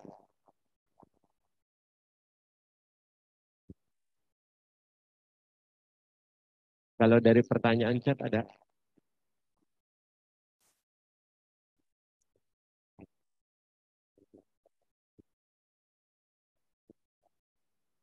Dari PT Gorontalo. Silakan dari PT Gorontalo langsung kepada narasumber. Terima kasih Bapak. Assalamualaikum warahmatullahi wabarakatuh. Langsung saja ke pertanyaan Pak. Dalam slide tadi dinyatakan bahwa untuk merancang standar pelayanan publik harus ada keterlibatan masyarakat. Nah khususnya di pengadilan Pak, kami tidak mungkin mohon izin. Seandainya itu di bank berarti dia akan mengundang nasabah yang berkaitan langsung dengan bank misalnya.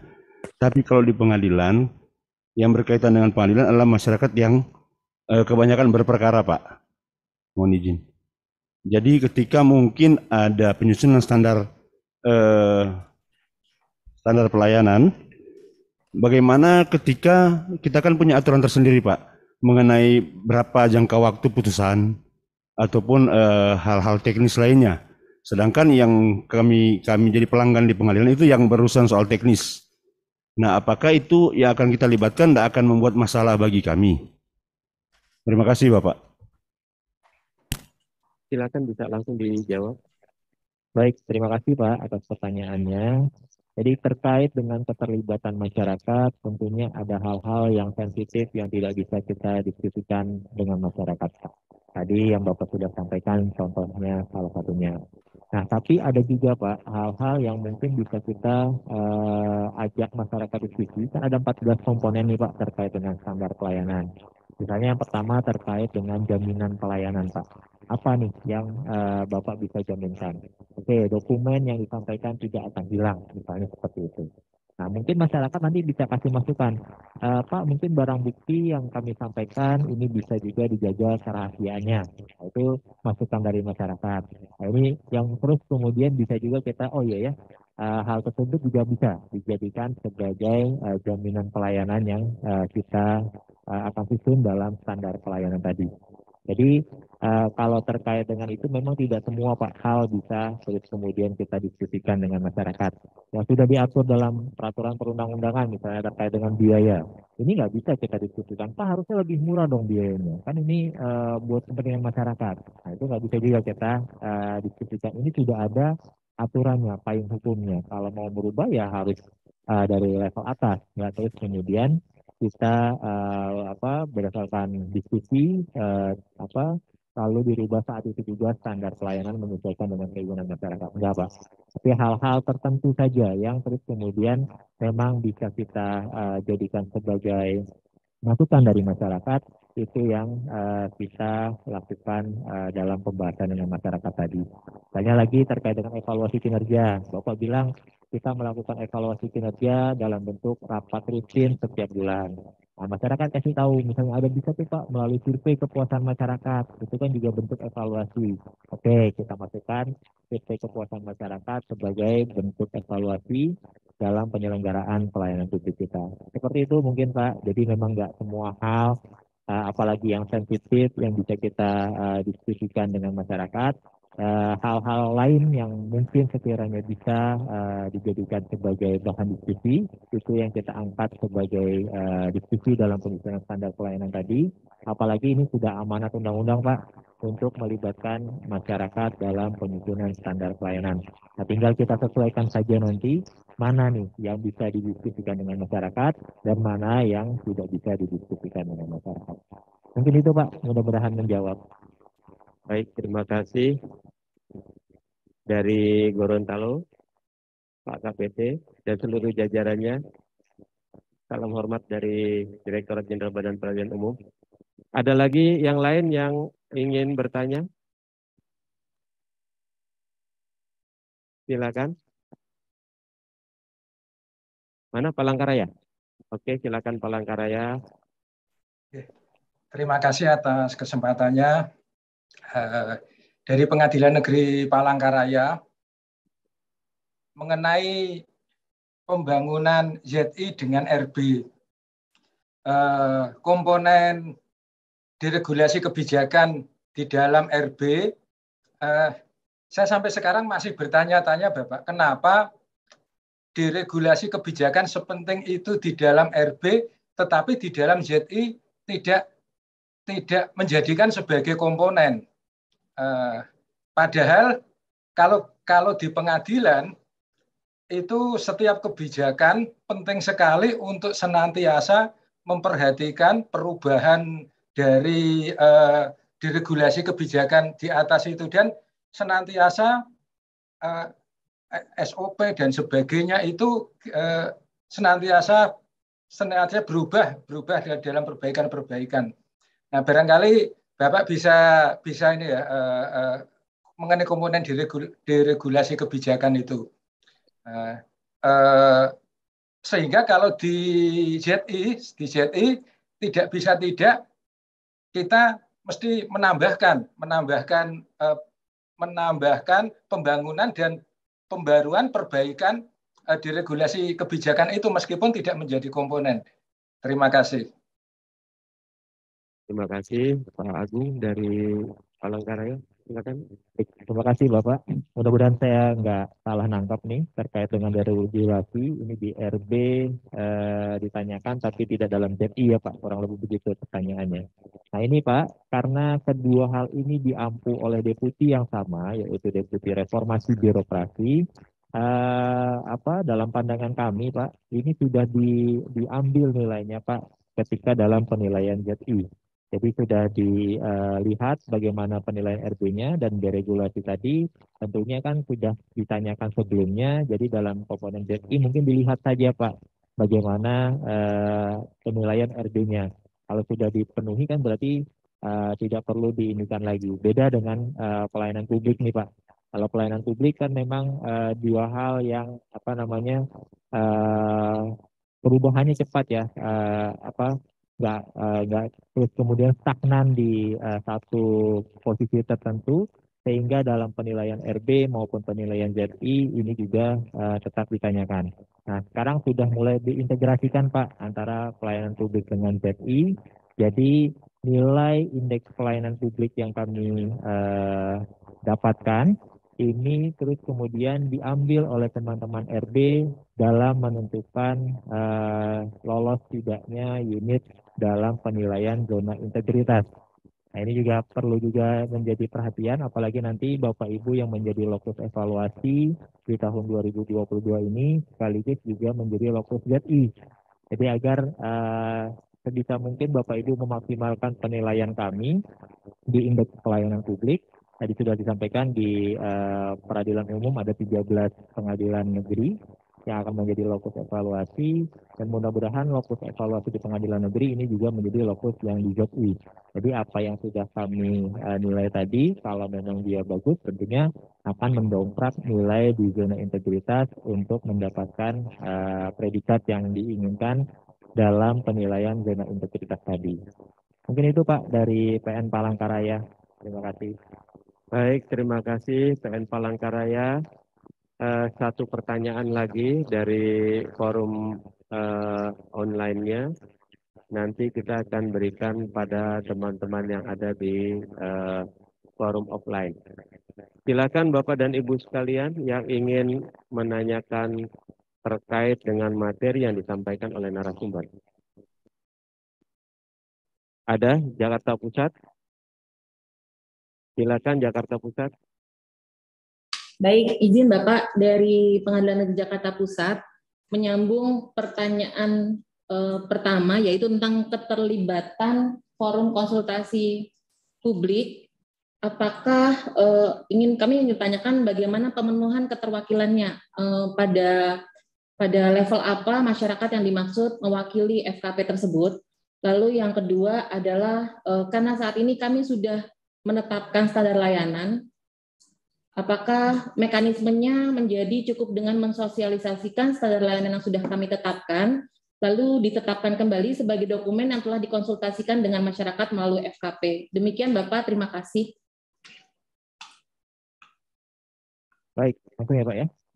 Baik, terima kasih Ibu. Yang pertama terkait dengan pemenuhan keterwakilannya, memang kami berharap konsep pentahelix ini bisa dipenuhi dalam penyelenggaraan forum konsultasi publik. Jadi kami minta setidaknya ada unsur dari masyarakat, ada dari dunia usaha, ada dari akademisi, ada dari media massa maupun stakeholder lainnya yang terus kemudian ikut terlibat dalam penyusunan rancangan atau pembahasan standar pelayanan tadi.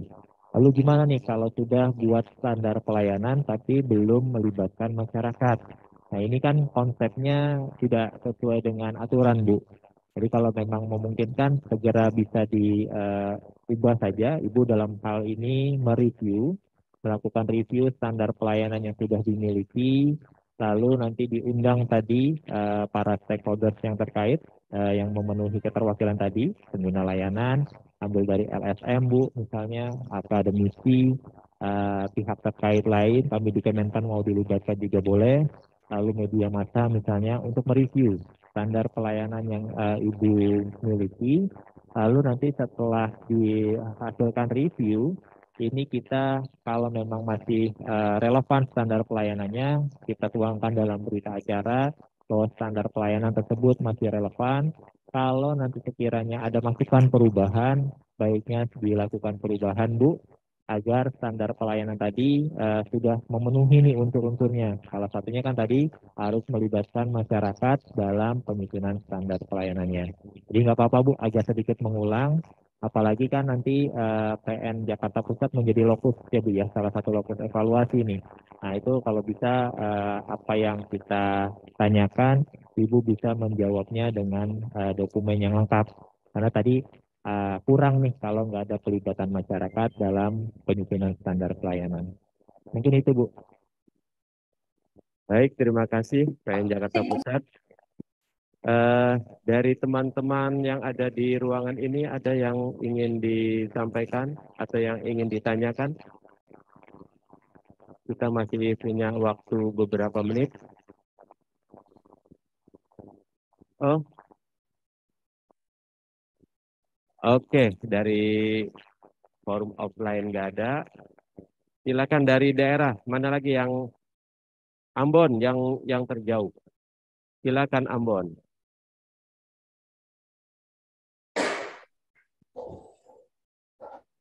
Selamat sore Pak, dari Pengadilan Tinggi Ambon. Mic-nya kurang dekat Pak, kurang terdengar suaranya. Nama saya Edi Sregar.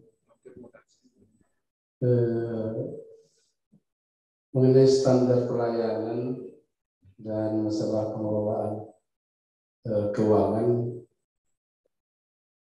itu kira-kira realitasnya begini Pak. Misalnya dalam pelayanan di pengadilan itu kan kurang dekat Pak mic-nya Pak, biar terdengar oleh narasumber dan teman-teman yang lain. Oke, terima kasih Pak. Dalam hal standar pelayanan di pengadilan, konkretnya itu kira-kira begini Pak. Dalam persidangan misalnya, itu terkadang itu perkara sangat banyak. Sehingga dalam standar pelayanan itu, banyak masyarakat itu terlalu lama menunggu. Sebenarnya dalam hal ini, standar pelayanan fasilitas itu harus ada standarnya. Misalnya saja, yang sampai sekarang ini saya amati belum terpenuhi adalah disediakannya PC, disediakan ruang sidang, sehingga penundaan dan sebagainya, misalnya itu Pak konkretnya. Namun sudut pandang ini agak berbeda dari katakanlah dari yang lain, sehingga itu kurang dipenuhi. Nah ini menjadi apa kita, kalau bisa misalnya apa-apa saja standar untuk pelayanan itu distandarkan termasuk fasilitasnya, sehingga nanti dari daerah juga bisa dimasukkan apanya gitu. Jadi ini ada hubungannya juga dengan percepatan. Itu kira-kira kalau boleh ya, kita menyarankan ada standar lah, apakah dan Pak RB menetapkan standar setiap pelayanan-pelayanan itu apa fasilitasnya yang berkaitan untuk penyemarataan, karena ada sudut pandang. Misalnya kalau yang lain memandang bahwa rehab rumah dinas lebih utama daripada main core-nya itu, Pak, ini suaranya nggak bisa ditangkap dengan baik di sini Pak. Atau mungkin ditulis di chat aja Pak, biar nanti kita bacakan. Oke, saya pikir itu aja cukup. Terima kasih. Baik Pak. Sementara dari PN mana lagi?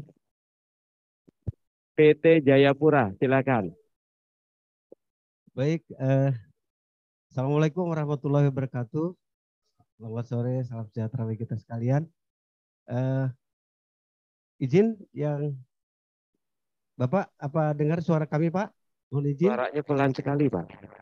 Kurang sekali, coba.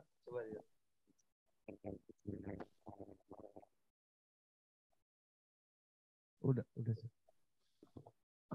Tes. Ya. Izin Bapak. Silakan Pak.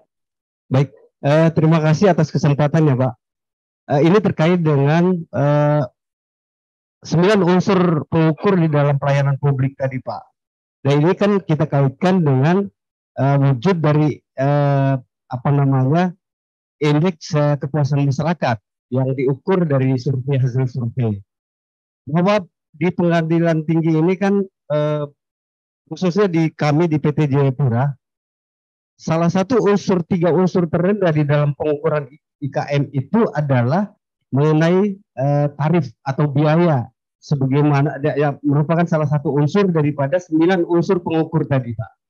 Nah, ini di PT khususnya di pengadilan tinggi, kita memberikan pelayanan kepada masyarakat itu sama sekali tidak terkait dengan adanya unsur biaya ataupun tarif, kecuali satu, yaitu tarif PNBP yang ditarik melalui pengumpahan advokat. Hanya itu toh.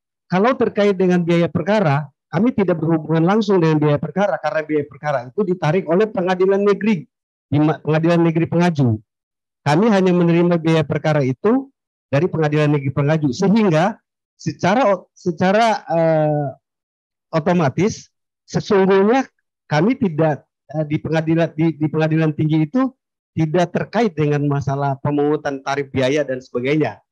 Nah, semua langkah yang kami lakukan, semua langkah baik mempublikasikan, baik menetapkan di dalam standar pelayanan, kita sudah memberikan informasi Pak, bahwa penyumpahan advokat itu biayanya 10.000 per berita acara. Ini sudah kita lakukan. Tapi dari 2 triwulan kedua ini juga hanya itu aja yang mempunyai nilai yang terendah. Nah ini yang kami ingin tanyakan kepada Bapak, apa sih yang langkah-langkah apa yang harus kami lakukan gitu untuk memberikan kepuasan kepada masyarakat terhadap salah satu unsur, yaitu unsur tarif atau biaya itu Pak. Demikian Pak, terima kasih. Assalamualaikum warahmatullahi wabarakatuh. Waalaikumsalam. Aneh ya Pak ya, padahal nggak ada tarif atau biaya tapi mendapat nilai terendah gitu ya. Nah, yang pertama Pak, yang Bapak bisa lakukan, Bapak bisa tidak menanyakan Pak. Bapak bisa tidak menanyakan mengenai tarif atau biaya. Karena di Permenpan itu bisa dijelaskan di situ bahwa kalau biaya layanan memang tidak ada, ini bisa kita drop Pak dari pertanyaan survei. Yang kedua, alternatifnya, Bapak juga bisa nanyakan terkait dengan informasi kejelasan biaya. Nah, kan tadi Bapak pertanyaannya apakah biaya yang dibayarkan sudah sesuai ketentuan? Biasanya bunyi pertanyaannya seperti itu. Apakah biaya yang dikenakan sudah sesuai dengan ketentuan? Itu kan antara 1, 2, 3, 4 ya Pak. Nah, sekarang Bapak bisa ubah pertanyaannya terkait dengan biaya sambil kita lihat ya Pak hasilnya nanti seperti apa. Apakah informasi mengenai biaya sudah dapat diperoleh dengan mudah? Jadi informasinya Pak, informasi kejelasan biaya sudah dapat diperoleh dengan mudah. Bukan biayanya, karena biayanya kan udah jelas-jelas tidak ada biaya di sini. Tapi informasi untuk mendapatkan kejelasan mengenai biaya tersebut yang bisa kita tanyakan. Kalau ini nanti ternyata nilainya masih belum berubah, Pak, Bapak silakan drop aja pertanyaan mengenai biaya ini. Karena di Permenpan itu diperbolehkan, Pak, untuk mengganti atau menghilangkan pertanyaan kalau memang sudah tidak relevan lagi. Makanya tadi di paparan saya itu kami upayakan bagaimana mencari pertanyaan alternatif. Kami kan tadi contohkan kalau pelayanannya tidak lagi secara manual atau hybrid, tapi sudah full online. Nah, ini tetap bisa menanyakan hal yang sama terkait dengan 9 unsur tadi. Tadi kasus Bapak beda lagi, ini terkait dengan biaya. Kami coba tawarkan 2 itu Pak, tapi yang nomor 2 dulu aja Pak yang dicoba. Kita ganti pertanyaannya, tapi masih terkait dengan biaya tadi. Demikian Pak, mungkin bisa menjawab. Terima kasih. Baik, terima kasih dari BP Jayapura. Ini masih ada satu lagi Pak, dari Surabaya ini. Terakhir ya Pak ya, karena kita akan segera akhiri acara ini. Surabaya silakan, itu udah raise hand ya.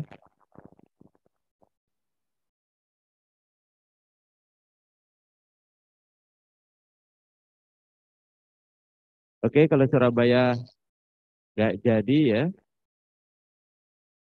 Terakhir nih Bengkulu ya.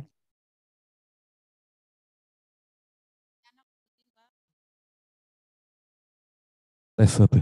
Selamat sore Pak, selamat siang dari Pengadilan Tinggi Bengkulu, izin bertanya. Baik Pak, tadi disampaikan bahwa kita harus mempercepat pelaksanaan MPP, mau pelayanan publik.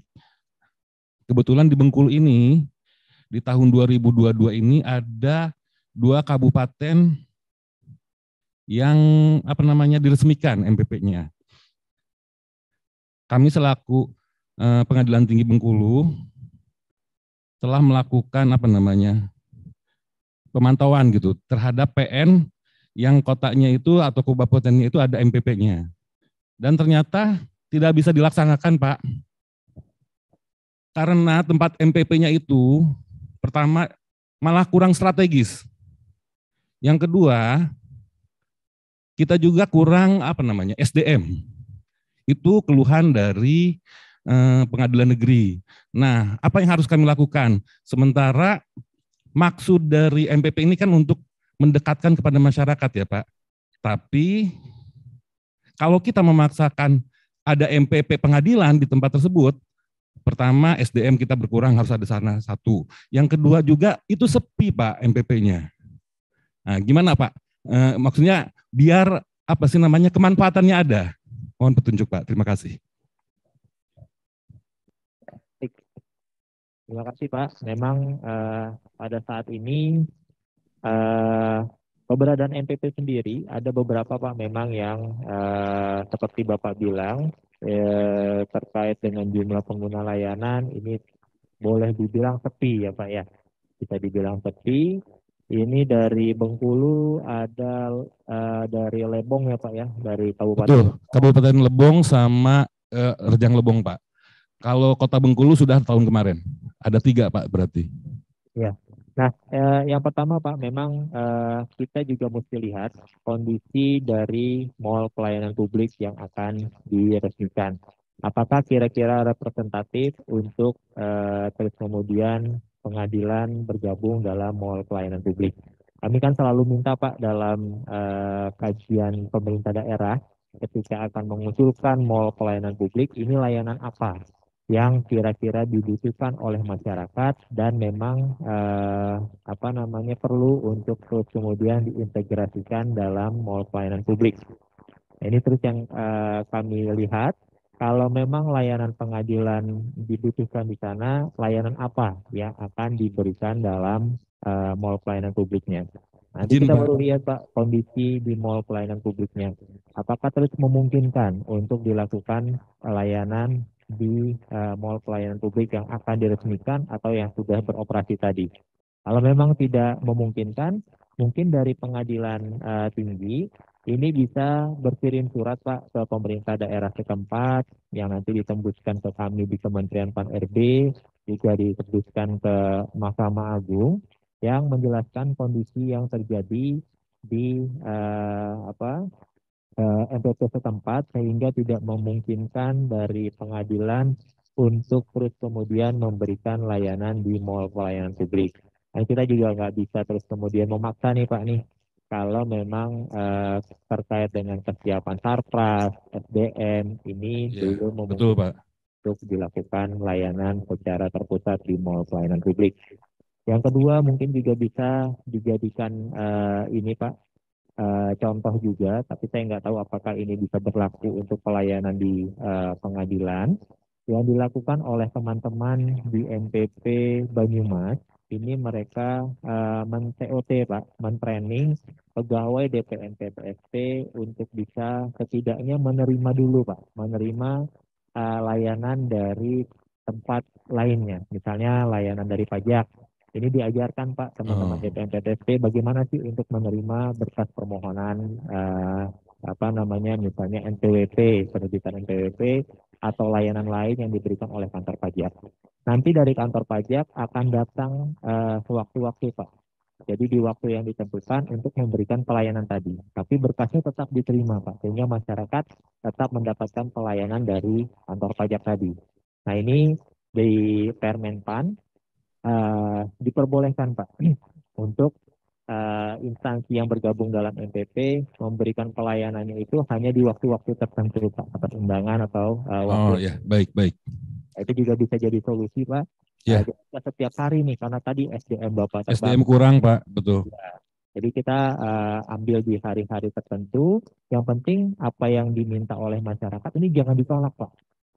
Jadi tetap kita layani dengan memanfaatkan kepanjangan tangan DPN PTSP selaku pengelola MPP. Nah, memang ada butuh proses trainingnya tadi Pak, seperti yang dilakukan oleh teman-teman Banyumas. Karena konsep MPP sendiri ke depannya ini Pak, kalau sesuai dengan roadmap yang kami bangun, memang ke depannya akan dibangun yang namanya front office bersama Pak. Jadi nggak lagi nanti misalnya berdiri sendiri-sendiri di unit-unit layanan tadi, tapi sudah ada front office bersama dan tinggal nanti back office-nya yang akan memproses lebih lanjut apa yang sudah diterima oleh front office tadi. Jadi itu Pak mungkin yang bisa kami sampaikan kalau terkait dengan MPP. Yang penting jangan, kalau saya ya Pak ya, yang penting jangan sampai keluar Pak dari MPP, tapi bagaimana kita bisa mengatur Pak waktunya saja, agar tetap bisa memberikan layanan di MPP yang sudah bergabung dari layanan pengadilan tadi. Ya. Demikian Pak. Terima kasih Pak. Ya, baik.